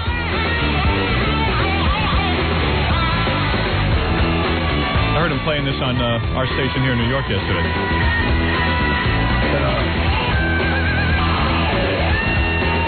You know, I got to thank another guy, too. I got to thank Tony Pagnotti in Baltimore, the weatherman. Is he up to his shenanigans? Yeah, he's out there promoting the movie like crazy. I looked on the press list to see if he was coming for a personal interview. Well, he should be. In fact, I think he's not there. I heard he got yanked around when he called, but I told Gary to go take care of it. Maybe he can come do the press interview. Because I want him to get an interview. Hey, listen to this. This was last night, Baltimore television. Great song, by the way, Porno for Pyros. With, what do you call it? It's more like a Jane's Addiction reunion. Because those guys, Dave Navarro and Flea, are in that. The update is in. I have seen exclusive clips of Private Parts starring Howard Stern. I compared this to Rocky in more ways than one. Remember Rocky, Sylvester Stallone? He had to fight his way to the top. Howard fought his way to the top, knocked out along the way a few times, fell down. All these guys say, you can't do it, you can't do it. He would yell, Allison, Allison, instead of Adrian. You know what? It's going to be the blockbuster of the year. It's warm, it's funny, and you're going to be surprised. And just like Rocky, he will be on top of the movie world. It's rated R, though, isn't it? That's right. Well, that's just for some of the scenes in there, but you're going to see. You're going to see. I can hear the music now. Bum, bum, bum, bum, bum, bum, bum. There you go. And Tony working it. I say that guy deserves I also have some news reports out of Detroit and stuff, which I'll play you on Monday. I'll do a whole rap about our entrance into Detroit. Oh, have they been stunned? Actually, Bob Talbot wrote a pretty nice article saying that our show was real good, but here's a woman. Here's a headline: Stern, a misogynistic pig. This is a column out of Detroit. And then there's been some news reports and stuff. So I take pride in that. Great, she really knows me. You'll see, she's got it completely backwards. Anyway, our good friend Pat Cooper is here. He's always funny. He is. Pat's going to be appearing at Maxime's on 61st Street and Madison Avenue tonight and tomorrow night, so go over and see him, yeah. Pat's a madman. Pat can fight with anybody. Let me see. He's already offended? What's he offended about? I can't believe this place. Because it's a museum. Why can't you, what? Because you said you hoped he was funny. I said, who did I say his hope is funny? What the hell do I know, Howard? I hope you're funny. When did I say that? He's always funny. I said he's always funny. He thought you said you hope he's funny. Sit down. I want you to hear something. I said, Pat. You stop aggravating me. I mean, Pat, pull your shirt out a little bit. I know. Yeah, really. Belt's up around his... You're not dressed good. I wait for this. Sit down. Pat, I said he's always funny.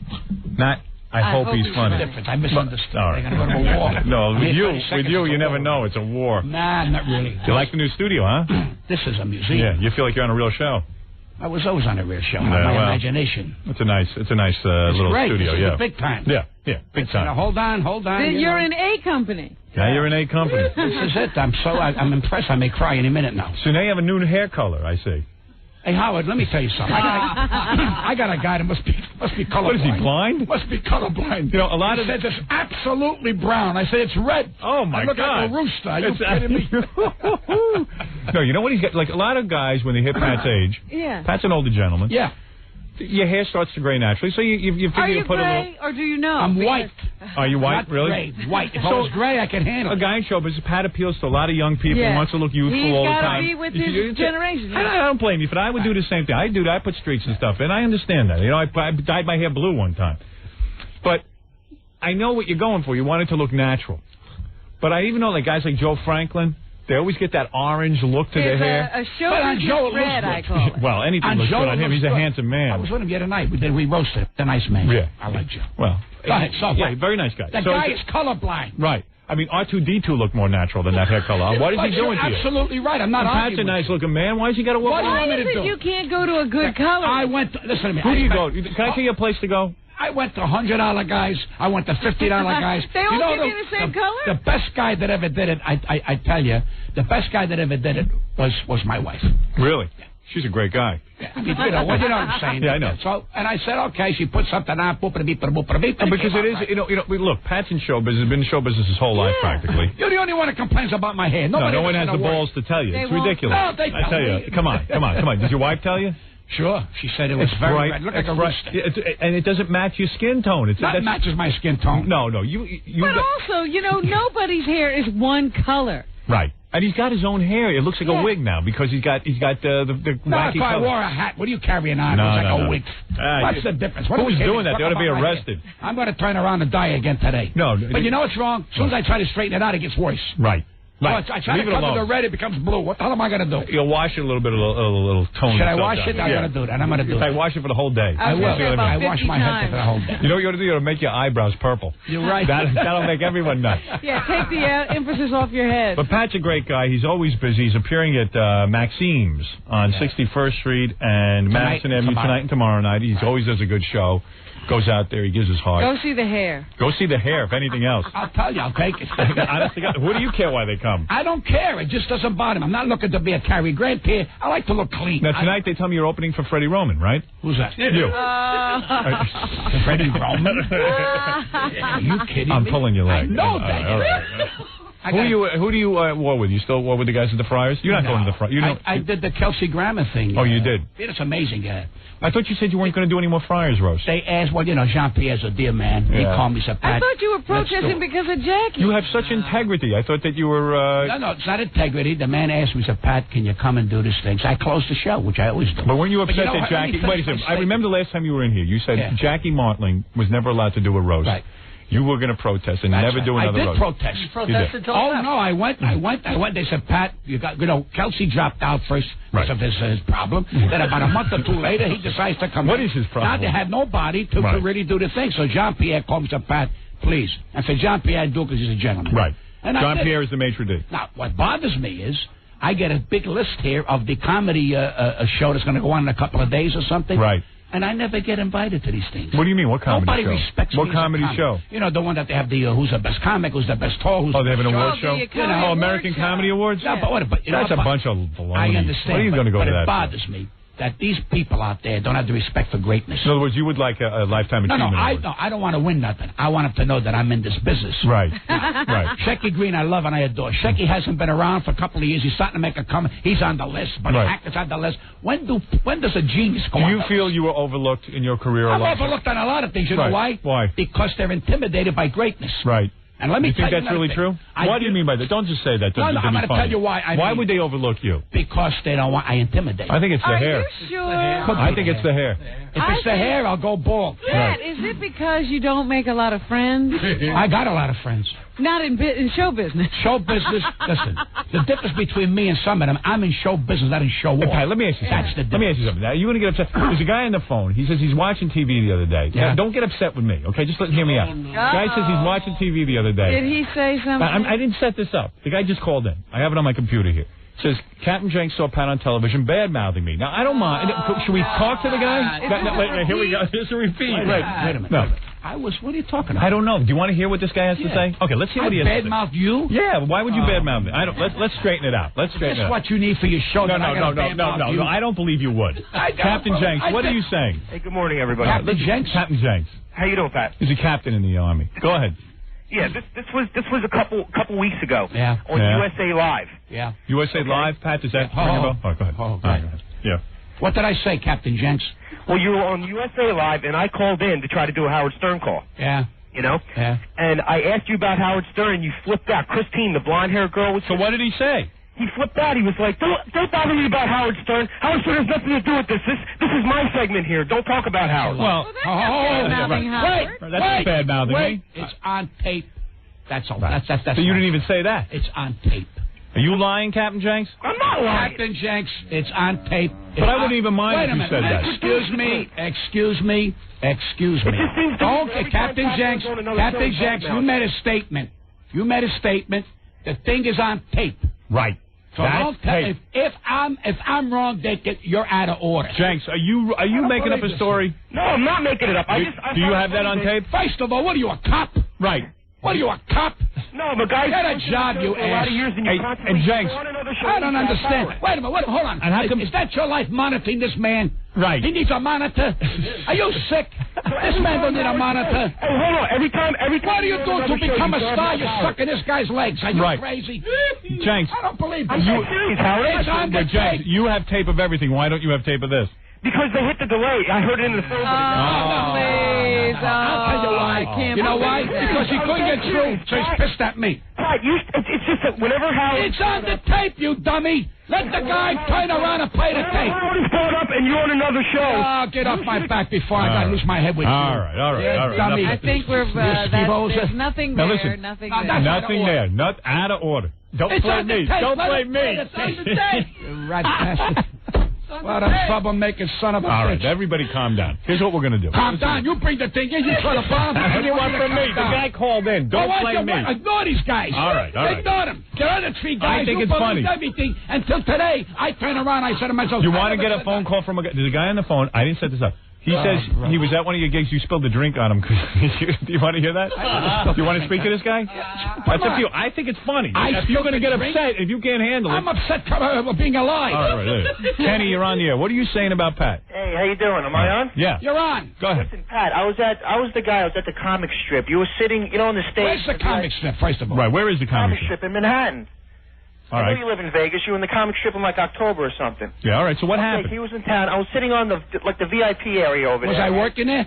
What's that? Was I working there? No, you were watching the show. You were observing the new comics. I don't know. You were chuckling. And I dropped a drink on you? Listen, you were with a couple of your thugs. I thought maybe one of the guys... Thugs? Thugs? Yeah, one of the guys was your driver or somebody. So I have no driver. Pat is not a Hollywood guy. I take the subway, you fat cheem.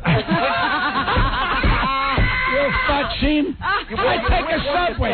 Is this what you do for a living? I don't know if I dropped a drink. Listen, let's see what this guy's saying. Maybe it's not so bad. Why do you give these guys airtime? You don't want to talk to them? Why do you get upset with them? I get upset because they're a bunch of crazy. Let's see. Maybe it's a good story. Let's hear it. It's not a good story. To drop a drink is a good story. Well, let's see. I don't know the story. Is this an epic? I don't know. Let me hear. Pat, can I speak? Yes. You were with a couple of your goombas. I don't know who they were. First they were goons, now they're goombas. Right. Next just was with my mother. Right. Go ahead. Great, perfect. No, that we know you weren't with. We're watching a bunch of comics. I'm there with a couple of my buddies. We're laughing our asses off, okay? Yeah. You turn around and you tell me I can't hear a thing. And we loved it because Pat Cooper's yelling at us, right? Right. We still keep on laughing. You turn around, you flip my Campari and soda right in my lap and you left.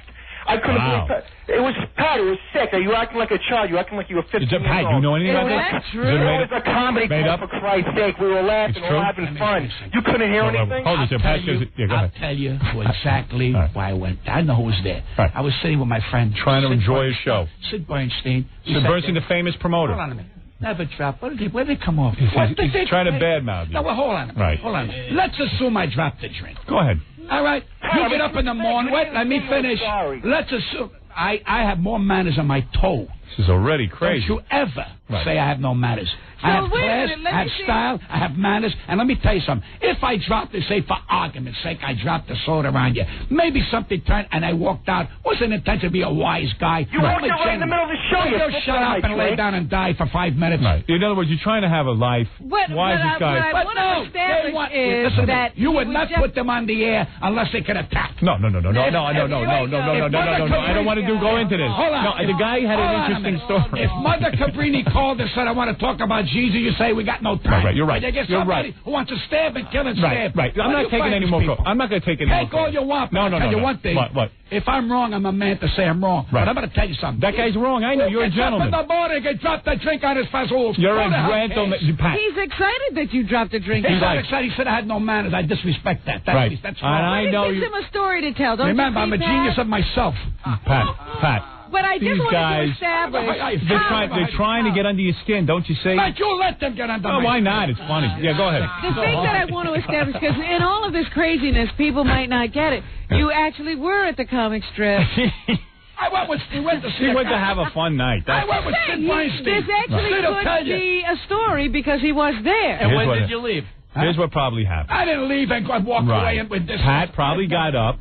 This guy probably was a little loaded. He dropped his own drink in his lap, and he's blaming Pat. Yeah. Do not defend. These kind of people I eat for breakfast.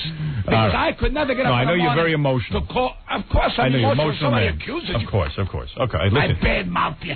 Captain Jenks. Where do you find these people? I didn't find the guy. What is for Captain Jenks called? You know why he's pissed off? Why? Because he couldn't get through. Right. So he makes me the bad guy. Right, like you did something wrong. Television. Right. I don't know that they want to call. You want to call. What the hell do I know? Right, you're trying to do your segment. I got to talk about the movie. Right. That's what I talk about. Right. This fat cheap turns around. He wants me to be. Understood. To give him my time. Understood. You don't have to tell me that. I don't know what I said. Like a nervous breakdown. All right. I like to get you wired. Now, Pat, you are going to be at Maxime's tonight. Forget Maxime. I want to. Will you be spilling any drinks out of it? Captain Jerk. Captain Jerk. There's not a Ricket there. Whatever. First of all, you know how you know this guy was making this up. You didn't have tape of it. This guy tapes everything. That's right. Secondly, this other guy, it sounds like he's upset. He spilled a drink in his lap, and he wants to blame him. I don't remember spilling anything. I should hit him over with a And you're a gentleman. If you spilled a drink on my friend, it's a close Sid Bernstein was sitting next to me. This man is a fry hanger with a pretty good. He'll tell you the kind of man I am. He's Jewish, isn't he, Sid Bernstein? I don't care if he's a Jiffy. What he is. I don't know. He's a nice guy. All right, just asking you what he was. That's all. All right, listen, Pat. This is war. You have fired up today like I've never seen. I don't want to be fired up. I come here. We want you fired up. I want you to sign this book for my son-in-law's brother. I can't do it. I'm too famous now. I can't. All right, then don't put a dot. No, I will say. Give me that. I will sign that. All right, listen, Pat. Calm down. You want me to leave? No. We're going to do the news next. We're going to take a break, and then we're going to do the news. I was so calm this morning. You were. You came in happy. I got on the subway. A guy hits me with the umbrella. I said, excuse me. He goes, I'll kill you. I said, you want to kill me? It's true. The umbrella? Wait a minute. So I turned to him. I said, kill you for having you. Right. He stood at me. I said, no bully's going to tell me to get out of the subway. Right. So, you really did this? Yeah, it was just today. Was this a white guy? What's the difference? He's a black guy. What's the difference? There's plenty of difference. He said, I'll kill you. Wait a minute. The difference is Pat stood up to it. Hold on a minute. No, I want a cracker. What's a cracker? Oh, okay, so it's a black guy. He said, you're a cracker. I said, you're a bagel. And then he said, you're a cake. I said, you're a spatchino. And we're screaming in the... You mean a black guy came up to you, he said, hey, listen. No, he hit me in the eye with an umbrella. I said, on excuse purpose? me. No, you know, I'm short. But I looked at him. He knew he hit me in the eye. Right. What was he up to? What do I know? Do I know what... And you were a regular... I said, excuse me? You could afford a limousine, but you are a man of the people. He turned around and said, I'll kill you. I said, you're going to kill me? For hitting me in the head. I said, no. I said, kill your mother for having you. I said, you don't fight me. I'm not giving up the subway for people like you, you bully. Wow. And then he backed off. He looked at me. I think what happened, he wasn't sure. Maybe he thought it was a cop or so. Who the hell knows? Right. I said, how dare you? This is my country. I fought for this country, you idiot. Right. You said that? I yelled at him. Do you know what he did? He walked away. Right. You're going to kill me because you hit me in the eye. Now, a lot of people would have been afraid to stand up. I ain't afraid of nothing. You're not afraid of anybody? No. Have you been in actual fistfights? Me? Yeah. I'll take anybody on to defend myself. Right. Not to be a bully. But you've been in fights. If I'm wrong, Howard, I will back off and apologize. Have you ever been wrong? I'm always wrong. With you, I'm always wrong. No, you're always right with me. Gorillas here. Two gorillas. You had, Pat. You could imagine. I come here, he knocks my head. I'm here 30 seconds. Come on. Come on. You knew it looked a little odd. Well, I look odd, period. I bet you, Pat. Can you imagine that Pat Cooper gets into a fight on the subway? Wow. Hey, no, but you got to stand up to people who abuse you. First of all, you know that there's a guy on the phone now who says he heard you saying good things about me? You want to hear this guy? No, you don't even want to hear about it. But you say we don't take these calls. You know what it is. He's taking it because he's trying to balance the books. No. I'm trying to balance the books. Oh, dear. The hell with the books. Oh, dear. All right, let's get off this. Let's do the news next. Well, it's your radio show. You're telling me what to do. Right. All right. Pat, I love you. I love you.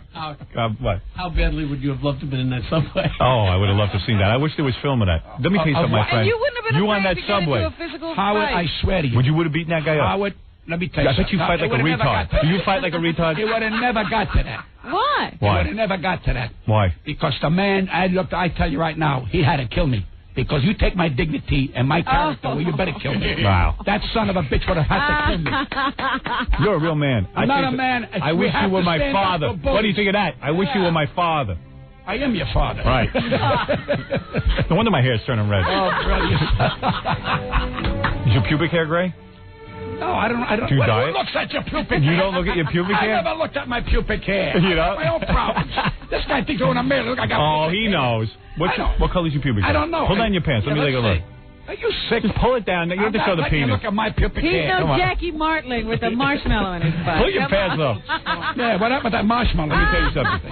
You look terrific. Let's go for it. Now I look terrific. Robin, check out his pubic hair. I'm going to go see. Listen to me. Pat Cooper, you are...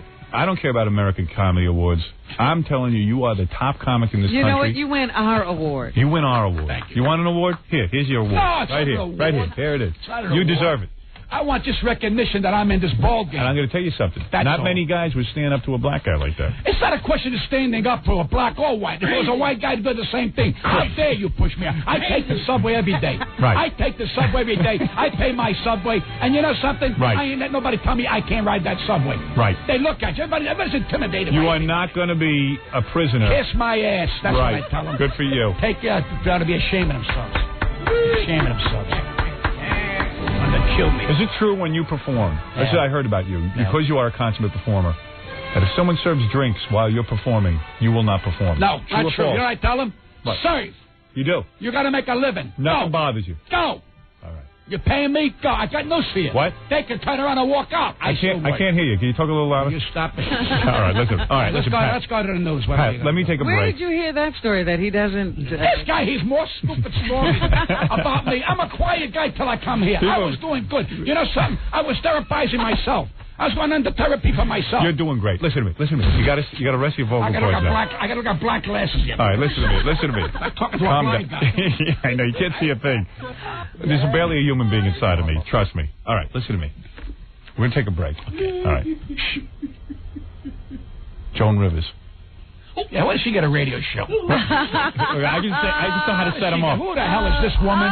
You know, they're shoving her down America's throat. Right. This woman's had it. It's over. Her and her daughter. Forget about it. You don't have nothing to say, Joan. It's over. For crying, I married that guy. For crying, I lay down and die. Married that guy. You're busting horns like she's the Raven Beauty over here. She's on WOR. First of all, that guy to put her on, he's got to be something wrong with him. Puts her on for 2 to take over Barry Gray.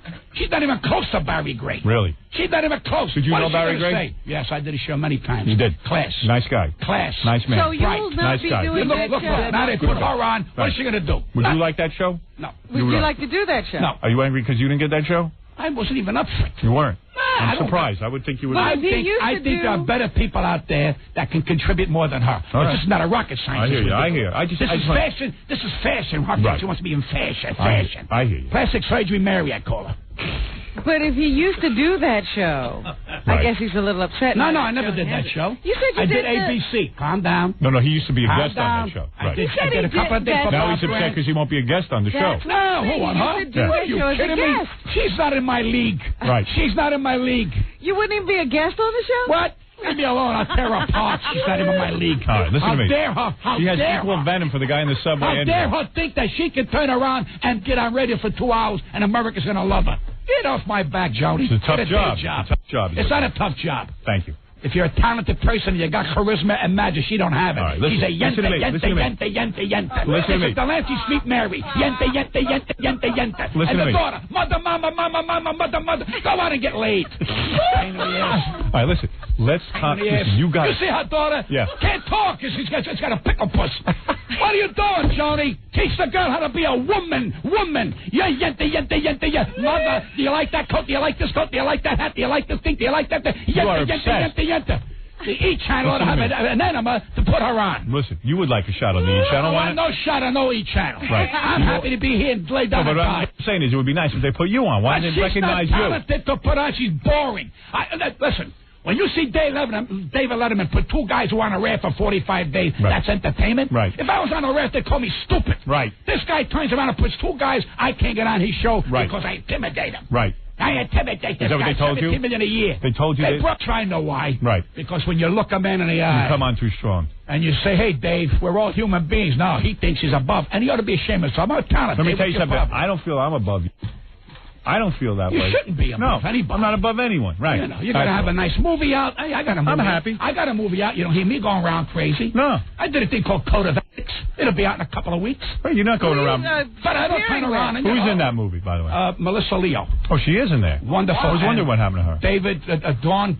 David Abney? No, Dawn, your lady, Dawn. Dawn? These are the nicest young Tony Orlando and Dawn? No, forget Tony. No, remember them? Yeah. Right. All right, listen. These are the nicest movie picture people I've ever worked with. Really? Young people in their early 20s. And what do and you 30s. play in that movie? I play a father. Well, you do? Yeah. Right. Wow. And the guy saw it the other night. Said, Pat, the big screen is for you. I said, Really? thank you. And then I did Homeboys. You're a busy actor. Wait a minute. Homeboys in Outer Space? You did that movie? I play Owe Me One Cannoli. I played that. I did that. I swear to God. All right, listen to me. Now you're feeling good, right? Let me tell you Let me take a break. Forget the break. Let me take a break. Watch it. She's calm? Yes. Lola Falana. Oh, all right, no. Come on. She's not well. All right. I don't. She's not? Nope. Don't kick a dog when he's down. But she was very mean to you. Hold on. That's over. Lola, I wish you well. What did she do to you? Well, tell people. It's a debt. Now she has religion? So now she has religion? She's celibate. She told everybody she's celibate. She should have religion when she bad-mouthed you. They all find God. I never knew he was lost. All right. That's a joke. Let's get into these commercials. Right. It's not a joke. What do you analyze my words? All right, let's take a break. You've been taking a break for 20 minutes here. Well, you don't allow me to. I told you to take your break. It's your radio. Lola Falana celibate, really? Yeah, that's what she said. Her and my wife. On the television. My wife is celibate. Well, your wife has to be celibate. How often do you get sex? You hardly ever get it. Me? I have. Do you and your wife? This is sex right now. Yeah. Seriously, do you still make love to your wife? Sure. You do, really? Really? 5 seconds. Really? Come on, go to the commercial. Right. He's ready for you to go. He's taking off his headphones. All right, I'll take a break, Rob. We'll do the news. And hopefully we'll get through the news. All right. All right. We'll try. All right, Pat, you got to calm down. Pull your shirt out a little. I like that. All right, okay. He's wearing his pants up by his belly. Yeah, button. his pants are up around his neck. This is 67. Then you talk. You're 67? 67. Jackie's 67 today, too. You look great. You look great. Let's take a break. His hair dye rubbed off on my headphones. You got to clean that off. I got red hair. I'm joking. Okay. All right, we're going to take a break. All right, come on. We'll take a break. He's going to be on fire the whole commercial. I know. All right, we'll be back. You're listening to The Howard Stern Show. Stay right there. 97.1, The Eagle. We're back with the Howard Stern Show. Yeah. Watch me sing, Pat. Watch this. I'm going to...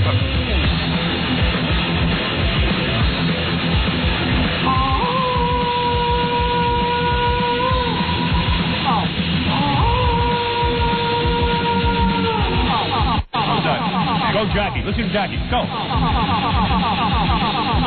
Yeah. Big time.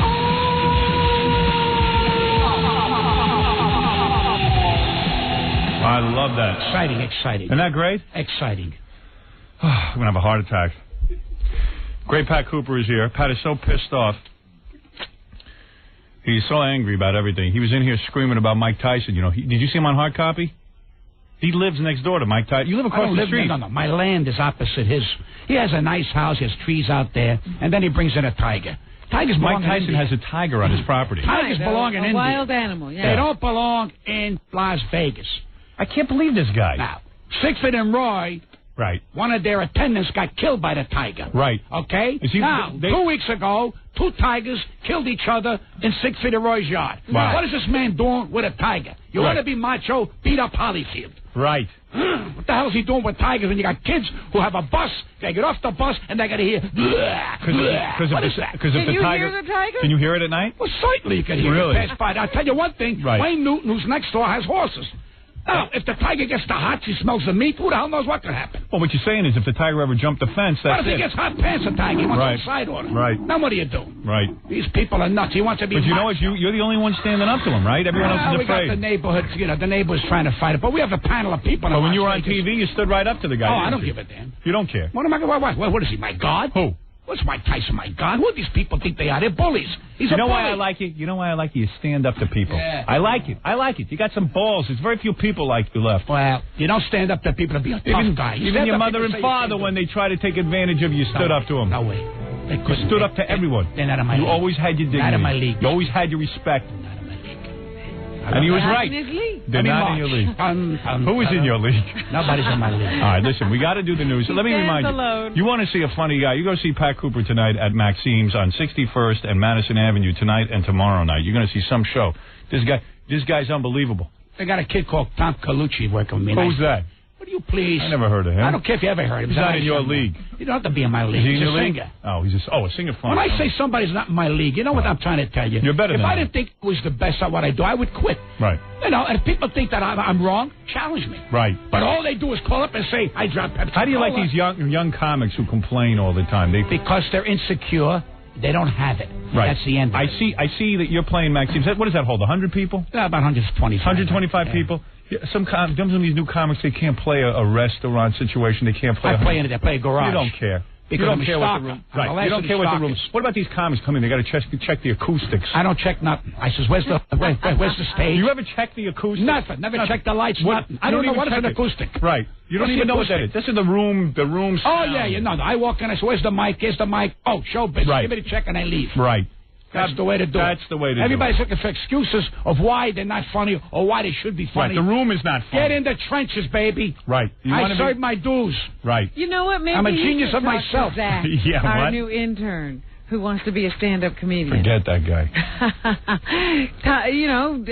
He could give him some pointers as to what to do. To I be see a good Pat stand-up. play on the sidewalk. You don't make a difference. I do. I play. Zach probably be I one play of those festers in the comedians street. What's the big deal? Go ahead. Who will have to demand lighting and want to check the acoustics. Robin, for a woman, he doesn't know any better. Robin, if I may change the topic, for a woman who has a difficult task ahead of her, you seem very relaxed today. What?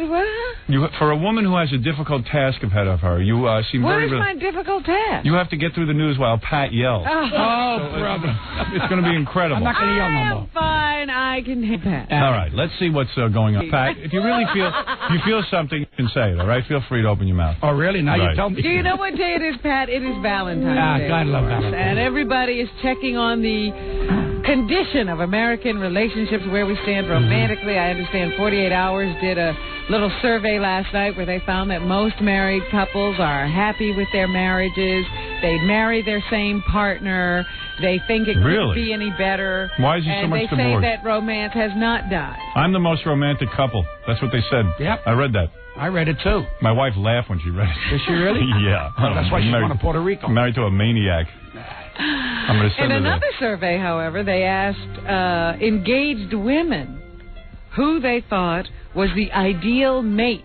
Pat Cooper, right? Yeah. Robin, is Pat an attractive man? You got to think? Oh, brother, am I in a pickle here? I mean, Robin, what the hell are you laughing at? Give me a break. Wait a minute. How's this, all right? You don't look at his hair. Better? There you go. With the hat, you there look you better. look good. Oh, sure, because the red hair is probably blinding. I never saw a hair color. Why do you ask, Stu? I'm not looking to be attractive. All right. Well, then... Get back to Valentine. You know you're handsome. You know what's wrong with this country? Right. What? We're the only country on the planet we think sex is wrong. Right. Sex is bad. Well, we're like Everybody's pilgrims. jumping on bones all over the world. They're happy. Right. We turn around. We got to go to jail for it. Right. We're perverts. Right. Everything is going nuts in this It's place. no big then deal. once a year, Valentine. Everybody's holding hands. Next day, they're punching each other in the face. Right. So it's a con job. Right. Let's go to Sweden. During the commercial, I said to Pat, you really have never seen your own pubic hair? He goes, I swear to you, I don't look at it. I don't. You never saw your Who pubic goes in hair? the shower? So let me see who my pubic hair is. Who the hell cares about my But pubic just hair? look. If you're looking at I don't full look at mirror. nothing. I want to clean all whatever's on my body. I get it off. I towel myself, go in my shorts, put a pants All on. right, and let go. me continue the news. Will you write about it now? Who would My be pubic the hair. ideal mate? Who would be the ideal mate? For me? I would like to Not be... for you. Women. These were engaged women. Yeah, Who did they say was the ideal mate? You mean like a famous guy? Well, yeah, they weren't picking guys we don't know. I would say, would it be Fred? No, I don't think so. Let me think for a minute. John F. Kennedy Jr.? No. Tom Cruise? No. Not even close. The President David Clinton? Dinkins. No. The hell do I know? I don't know who. Who? Bill Gates. Why didn't you think of the richest man in the world? Well, that's not That's romance. sad. That's a con job. Right. I'm just telling you what women are into. Well, women are stupid. Women are stupid who say that. Because you know what? You got They're a not dealing megaphone? with flesh. My ears are They're bleeding. dealing with money, money, money. So what the hell good is it? The guy turns around and he's got $90 billion and you jump on his bones. So what? Because you want to cut some of the money? Right. The one I want to know is the woman that turns around and says, I care about you, baby. You. Well, I don't then care you're what you gonna got, be where you alone, got, who you got. I want you, baby. Boy, when you You're and my your man. when you and your first marriage, your wife, you always claimed wanted your money, right? She always wanted No, money shit, from we you. had no money to But want. she wanted money from you. Well, right? they all, you know what? Hey, when you grow up, you know, as a kid, all they want is how much money you're bringing home. Right. There's no love, there's no respect, there's no dignity. He's order. Put these order on the table. Right. That's what it is. And when you did, they went, what a wonderful thing. If you didn't, you're a bum. Right. Go ahead. So now what do you have in your current marriage? I got a wonderful thing. Everything's smart, nice. Everybody's He's barely But home. you have a lot of money. I don't have a lot of money. What do you? You've got your. What's your make net a worth? good What are you, my living. banker? What are you worth? Make a About good 20 living. million. Are you really worth $20 million? Probably. Really? Yeah. Wow, I had no Then idea. He says that's not a lot of money. What's not a lot of money? What is it? That's Are what you I really worth about $20 million? About. No kidding. Sure. What are you pulling in a year? You're very personal. Wow. Are you really worth $20 million? Of course not. Are you sick? I was going to say, that's insane. Why is it insane? Can I be worth $20 million? No, I know. For Bill Gates, you kiss his ass because he made a little chip. If I made a chip, they'd lock me up. I love you guys. Now, you left your wife at home. Do you trust that she's alone with Mike Tyson across the street? How do you know your wife's not visiting him? I'll tell you one thing. Right. Let me tell you something. My wife's not the biggest fight in the world, but she stands up and says, hey, this is wrong. We have children in. Let's continue. Go with the news. You bring up this Just thing. asking, did he? His wife has the gravy train, but he thinks she loves him for him. Let me tell you something. I seem to be everybody's territory.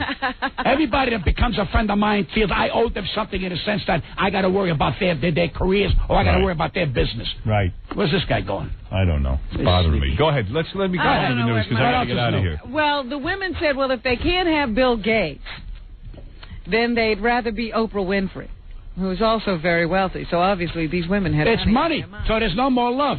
Let me tell you something. Wait a second. Why is it these people, women think because they got the brush, we got to yield to them? What? Forget that. I don't know. It's the brush. That's what it is. The Brillo pad. It's the Brillo pad. That's what it is. The Brillo pad. They Go think ahead. because they got them naked, they got a Brillo pad, we got to pay for that stupid. The vagina. Kiss my ass, you vagina. Stupid idiots. You think a vagina? They think it's because of their vagina, we got to kiss their ass. I got news for you. We don't need nobody's vagina. Right. I got a right hand. Right. And go to hell. You got to admit, though, that is a great thing between women's legs. Oh, but it's so stupid. Right. They torture you. You want me, baby? You got to pay for this brush. Right. Here's your brush. I go to Woolworths and buy a brush. All right. That's good. That's I'll romantic. stick it in a glass of water. What about the rest of the news, Robin? My goodness. A bunch of crap. You're right. I'll stick mine in a glass of water before I yield. He happens to be right. The brush, the Brillo The stock pad. market broke another record yesterday. We went from the stock market. Are you in the market? Are you in the market? I got a chicken one day, but No, are you in the market? No, I don't buy stocks. All I do is put a few dollars. What, bonds? Some interest on there. Bonds? You know, the bonds, the tax-free bonds. Right. For me, it's over for me, Howard. Right. It's for the grandkids. It's theirs. But you won't invest in the market. I don't invest in. I go to work. I pay my bills. And all right. die. So what do you do? You have a bond portfolio? I got bonds. I got for the kids. I got to go to all right. college. Okay. Go ahead. So what about the market? Well, it just made Bill boomeranged Gates again. even more rich. Right. Today than he was a couple of days ago. So I guess that makes him even more of an ideal mate. I got that tinnitus in my ears. Tinnitus. Tinnitus. You ever get that? Yeah, I get it all the time. Ringing in the ears. Well, I don't know. I get bells. Cat's over there yelling in your ear. Yeah. What are you blaming me for yelling? Bill Gates has seen his personal wealth go through the roof. During the most recent bull run, they say that he owns 24% of Microsoft stock. Wow. Right. And now he's worth $29 billion. You know that Windows 90... A year ago, it was $13.5 billion. You know how this guy made all his money? Windows 95. You into computers? It's horrible. Windows 95 is horrible. What? What is www.com? You don't understand that, right? Let me tell you something. I know what that is. Me a message. I'll explain it to you. What is internet? Let me tell you something. The last thing I had was a hand. You know what the internet is? It's a bunch of losers all posting a bunch of garbage. But what is it? You can find in a magazine. It's like magazine pages. That's all. When it they is. say call what kind of machine and you do go I on get? there, and it's an advertisement. Well, what machine should I get? A computer. A computer. Like this is a computer. I can press a button and be on the internet, and all it is a bunch of ads. Because you sit there and you feel like a jerk. Yeah, I'm done with that internet. I hate that WW.com. Go ahead, calm me. I wish you'd calm down. Let's take a break. You got to take a break? Yeah. Okay, everybody will. All right, listen, Pat, let me try to let me give regain you a their plug. composure. Yeah, WW. All right, yeah. Pat, first of all, I want to thank you for coming in today. My pleasure. You're a fantastic gentleman. I love you. I think everything you said today made a lot of sense. Okay. The brush. You don't, honest to God, when the guy's talking, he's a little confused, but let me tell you something. What he says about a vagina is so true. We get so caught up in this search for vagina. It's terrible. What you've said, you're like a sage. I swear to God, the guy understands life. He knows. I love you. You understand why I love you? Because you're not afraid to say what's on your mind. When you talk about the vagina, it becomes such a search. You get crazy, you make crazy decisions. People kill us. People kill over it. What do you think O.J. killed over? The vagina. That's right. He didn't kill over a penis. No. What about living for people? Right. It happens. What about Thank who needs a Brillo pad? Thank you. I go get Brillo pads. I buy them. You're a genius. I'm not a genius. If you want to hear a genius, yeah, I'm giving you a plug now. Just calm down here. Let me do it. Let me do it right. Pat Cooper will be appearing at Maxime's on 61st and Madison Avenue tonight and tomorrow night. Yes. You want to see a guy who understands vagina and Mike Tyson's gorilla or whatever the hell he's got there? What has he got? Tiger. Yeah. Mike Tyson's tiger. There's a guy. He's a stand-up guy. Pat Cooper understands it all. Goes down to the subway, gets into an altercation with a black gentleman, didn't back down. You got to say, this is a guy who's clearly insane. All right. Pat Cooper, thank you. I love you. I love you too. Say good luck for your movie. You'll be fine. Thank you. Where are you going? He's going. It's not over. No, it's over. It is over. It's over. Crazy? It's over? Well, no, because we're going to come up and wrap up. It's 10 o'clock. We got to get over to the thing. All right, wait. Pat. Goodbye. Wait till I wanted to hear his views on Michael Jackson's Oh, you baby. did? All right, wait a second. Sit down again. We need your views. Don't go yet. Robin wants to do that story then. All right, Michael Jackson has a baby. Yeah, why? Why? There's another guy. Goes in a closet, puts sperm in a glass, puts it in a girl's vagina. Now, you don't, listen to me, you don't believe that Michael Jackson impregnated her? No. You don't believe it for a minute? No. Never happened. Couldn't happen. This guy is doing this here to offset some of the bad publicity he's got. Right. That's why he's doing it. That's why he's doing it. Listen to me. People don't want to say the truth. That's the truth. Well, right. I just now I'm just turn around and say, but I'm a father now. First he got married 30 seconds. You know what? We people look at this guy like, who is he? He walks on water. Forget about it. Forget about it. He cried. Over his face, now, what do you think of the reports that he cried when the? And he cried. You know why he cried? Because he heard it was a girl. No, he couldn't believe his sperm created that. Yeah.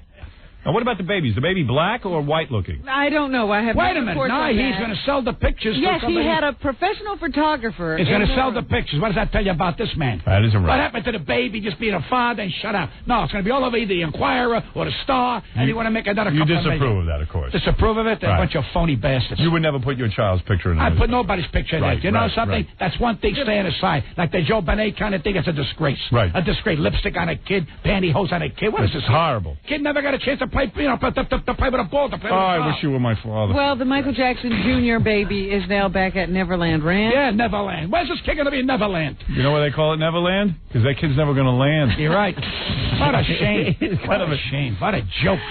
Society. And Elizabeth Taylor is the godmother. What else is new? There's another This woman loony. has a brain tumor. Right. Don't I you feel want bad somebody about who brain might tumors. be Hey, let me around tell you as a something. child? Everybody in this world has brain tumors, could have brain tumors. Nobody says a damn word. This woman gets a pippin on her ass. We all got to turn around and cry. You know, Who you make gives a goddamn? such a good point. Who gives a goddamn? Pat said, Pat might have a brain tumor. He doesn't sit there and put it in the newspaper. I have a brain tumor. There are baby. millions of people in this country suffering from. What has she done in my life that I got to turn around and say she's an icon? Right. We got to wait that she got sweat under her arms. And she gets a brain tumor. Instead of keeping quiet about it and just taking care of it privately. Pity. She's famous We gotta now. watch everything. She's famous now for having her hips replaced and her brain replaced. Yeah. Well, that's terrible. Right. And you people out there, ignore her. She's But not my that question great. is, Ignore her. what She's done godmother nothing is that she I got to gonna be? turn around and say, well, there we go. There's a girl that can turn around and heal people. There you go. There you go. What the kind guy's of right. godmother is she going to be? She's all laid up. It's a joke, godmother, godsister. These guys are playing games here. And we, the American people, turn around and go, ooh, All right. Listen to me. Well, you want me to go, I'll go. You're absolutely right. No, I'm wrapping up. What is he? I want to give you another plug, all right?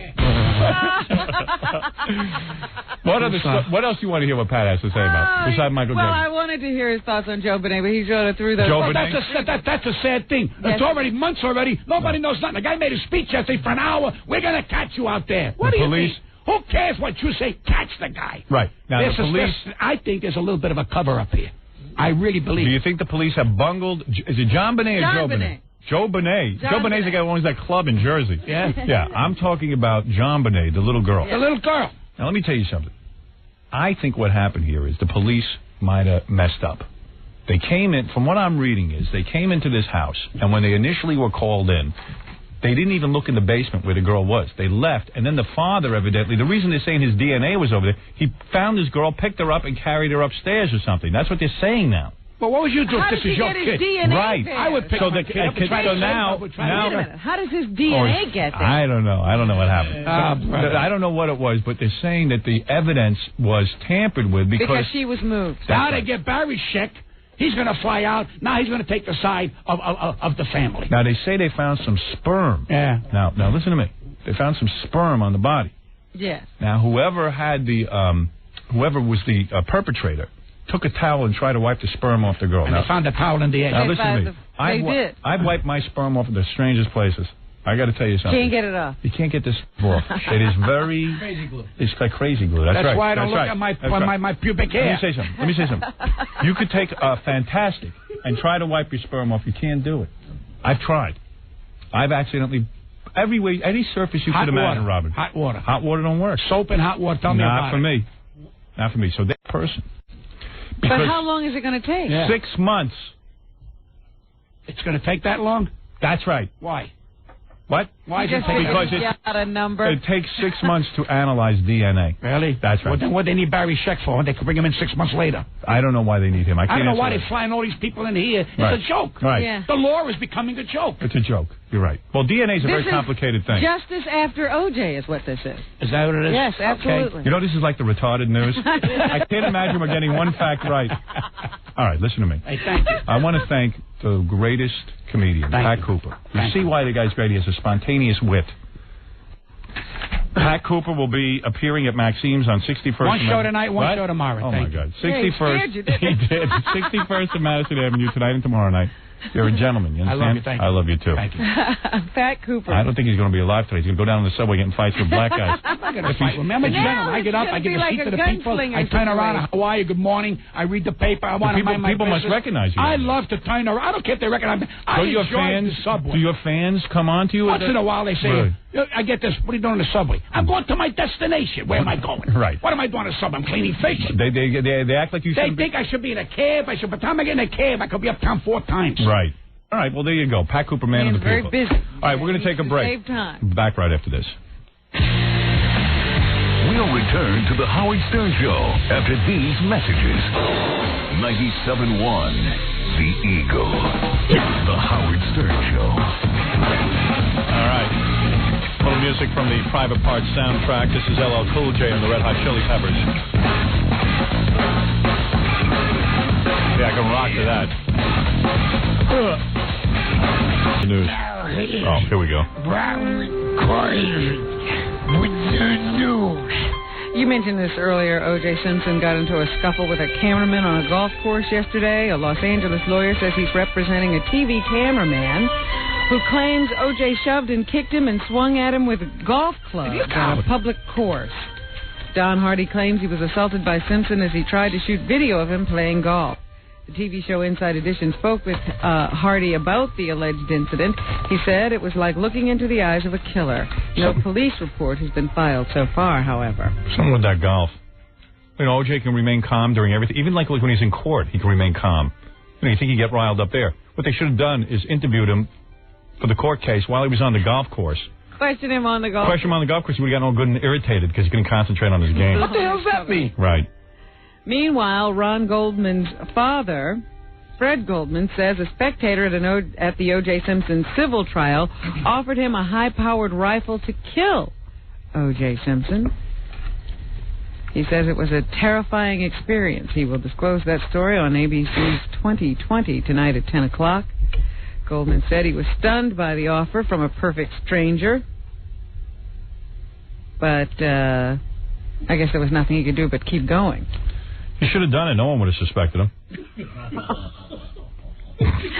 O.J. Simpson's mansion is sparking interest from buyers around the world. Really? A real estate agent who handles the home says callers are offering to pay up to $1.5 million more for Simpson's Rockingham Avenue estate than it's worth. Really, man? What do people want that? What are you going to do with that? It's notorious. Yeah. And a British company has decided to withdraw a full-page ad in a Hong Kong newspaper that showed O.J. Simpson's face with the headline, "Brain Behind the Slaughter." So who would object to that? I don't know, but Tiger Trust was going to use the ad to promote its Save the Tiger campaign. A spokesman for the company says the ad offended people and that it was not their intention. They are pulling it. It was a tongue-in-cheek sort of. Where's that, Hong Kong? That's where the ad appeared, yes, in Hong Kong. They're offended by everything over there. Tell them to mellow out. American airline pilots are poised for a strike at midnight tonight. Just pay them. They say that it could affect the airline industry to the tune of $200 million a day if the pilots walk out. The president is keeping a close eye on the whole thing. He could order a cooling-off period. So far, he hasn't said what he will do if they do not come to the planes are flying, though? Right now, yes, but all of their overseas flights have been canceled because they don't want planes to be stuck overseas if the pilots do walk out. Well, hopefully I'll have access to Paramount's private jet because I can't be affected by this. You're very busy. I'm a very busy man, very important man now. They haven't let me on that jet yet. They offered it to you, you wouldn't take it. Yeah, but it made no sense. They wanted me to fly from New York to Los Angeles to fly out with them to Seattle. So why would I do that? Well, you get to be on the private jet. I go, yeah, but who cares? I mean, I'm going to fly all the way to Los Angeles to get to Seattle just to be on a private jet? But didn't they offer it to you one other time? Yeah. Then fly back to Los Angeles to go to San Jose on the private jet. You know, that's like making an offer that you know no one's going to take. Yes, they're just saying things. I don't think they really want to be on that jet. Oh, yeah. I read a lot of criticism of Jay Leno's week in Las Vegas for The Tonight Show, but it seems that going on the road still works. He beat David Letterman last week. They say Leno attracted an average of 6.8 million viewers each night over the 5 days. Is that all he's got? Yeah. 6.8 Not big million? audiences. And Dave had, I think, 4.2 million viewers. I got a bigger audience than them combined. Yeah. And I'm not even on in half the country. That's pretty mind-boggling. I thought they had more viewers than that. No, I was shocked at those numbers. Michael Jackson is going to be tributed for becoming a father by MTV. They're going to be featuring Michael Jackson-related programming all day tomorrow. Police. Yes. So what are they going to put on, like the Little Rascals? There'll be Jackson videos, I'm sure, and Jackson interviews. That's good. And Jim Carrey will be the guest on Monday's Oprah Winfrey Show. Oh, yeah? Yeah. So that's what's happening. Okay. So anyway, let's see. Let's do a couple of plugs. I didn't get to a ton of stuff today, but I'll do it on Monday. What else? We got another 20 hours at least to kill next week. So we'll get through all that.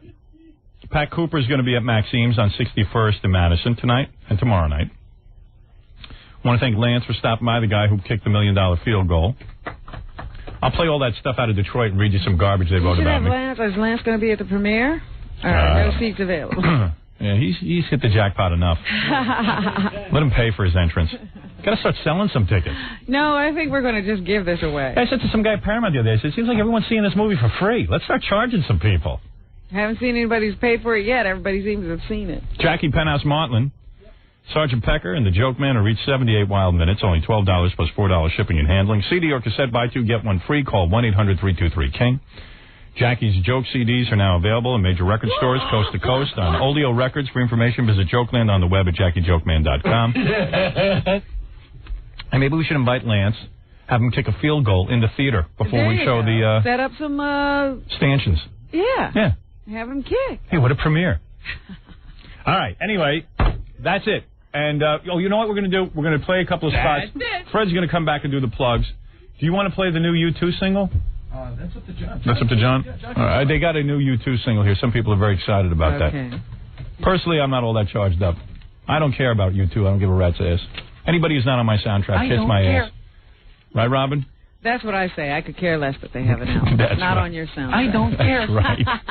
All right, we're going to take a break. We'll be back right after this. Everybody have a good Valentine's Day. Robin, my sweetie. We will be together for Valentine's Day. I didn't get you a gift this year, did I? Well, you know what I'll give give like you? every year. I have something for you. I just thought of something I can give you. Oh, really? Something Yeah. you just happen to have? Yeah, it's in my pants if you want to come see it. It's really great. Bend over, I'll give it to you. You have a little something for me? A very little. You'll hardly feel any pain. You won't even know it's there. Something's coming. He's got sex. All right, we will see you on... romantic. You know, I'm with the most romantic people on earth. We'll see you actually on Tuesday. Don't we have Monday off? Yes, we do. Yeah, what is that? It's President's Day. Which president? All of them. Really? I think that's to honor all of the presidents. Good. That's great. We'll see you Tuesday. Goodbye. More to come when the Howard Stern Show returns in a moment. 97.1, The Eagle. We're back with the Howard Stern Show. Here's Howard.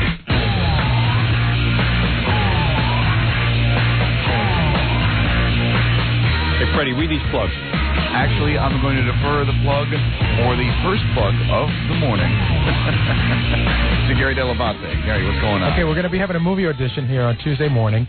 You have to have some acting ability. Of course, you have to be a female. You must be fairly good looking. And you must be willing to do an on-screen with former Playboy model Carol Shire. Carol Shire, who's been on our show a bunch of times, she's in a movie. It's a legitimate movie. It's a story of a cop who goes undercover to a monastery to find a murderer. So it's a legitimate movie. And she's got a big lesbian kiss in the movie. And Carol wants to pick the girl that she has to kiss. She wants it to be the right chemistry. So we're going to hold some auditions here on Tuesday morning here at K-Rock. And if you can think you can make it, it's 7:30 in the morning. But you should call me in the back office at 212-314-9322. That's 212-314-9322 to come on down for this audition, have a chance to kiss Carol Shire. So the criterion, again, are... You're going to have you got to be female, you got to be willing to kiss Carol Shire, right? And you kind of got to have some acting ability. Yeah, I mean, you got to have a couple of lines. Okay, there you go. And give me tongue. And you got to be decent looking. Yeah, well, that's always because Carol Shire is good looking, and it's got to be believable. Right. You know, she can't be kissing some hog. Exactly. She's not going to be. Well, never mind. mind it. All right, you take the rest of it. It's like kissing somebody who looks like Scott the Engineer in a dress. Don't miss. I saw that picture. Special benefit performance of Tony and Tina's wedding. That's tonight at Windows on the World. My wife takes her clothes off on that one. It's fun, isn't it? All proceeds will benefit With God's Love We Deliver. For more information, I'll wait for a pencil here. 1-800-445. That's, yeah, hold on again. 1-800-445-8425. Once again, because I'm not too keen on this, 1-800-445-8425. Hope there's no more phone numbers.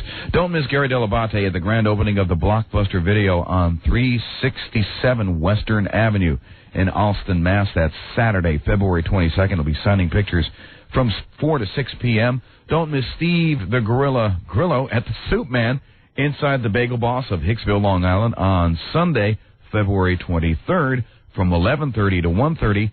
Special appearance, Crackhead Bob. King Norris will be at Big Sur. That's in Manhattan on Monday. That's between 80th and 3rd.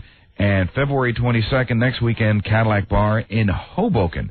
Dee Snider, very busy, signing autographs at the Thunderfest Rock and Roll Convention, Sunday the 16th, at the Holiday Inn Convention Center in Orlando, Florida. And if that isn't enough for you, keep this in mind. If you're planning a wedding, you're having a party, whatever, this is the guy. This is the man. He'll even come in a dress.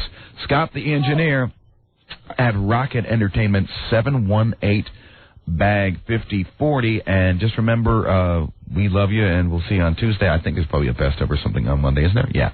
So there's a best of on Monday and live new programs on Tuesday. So be back. The only station in Dallas.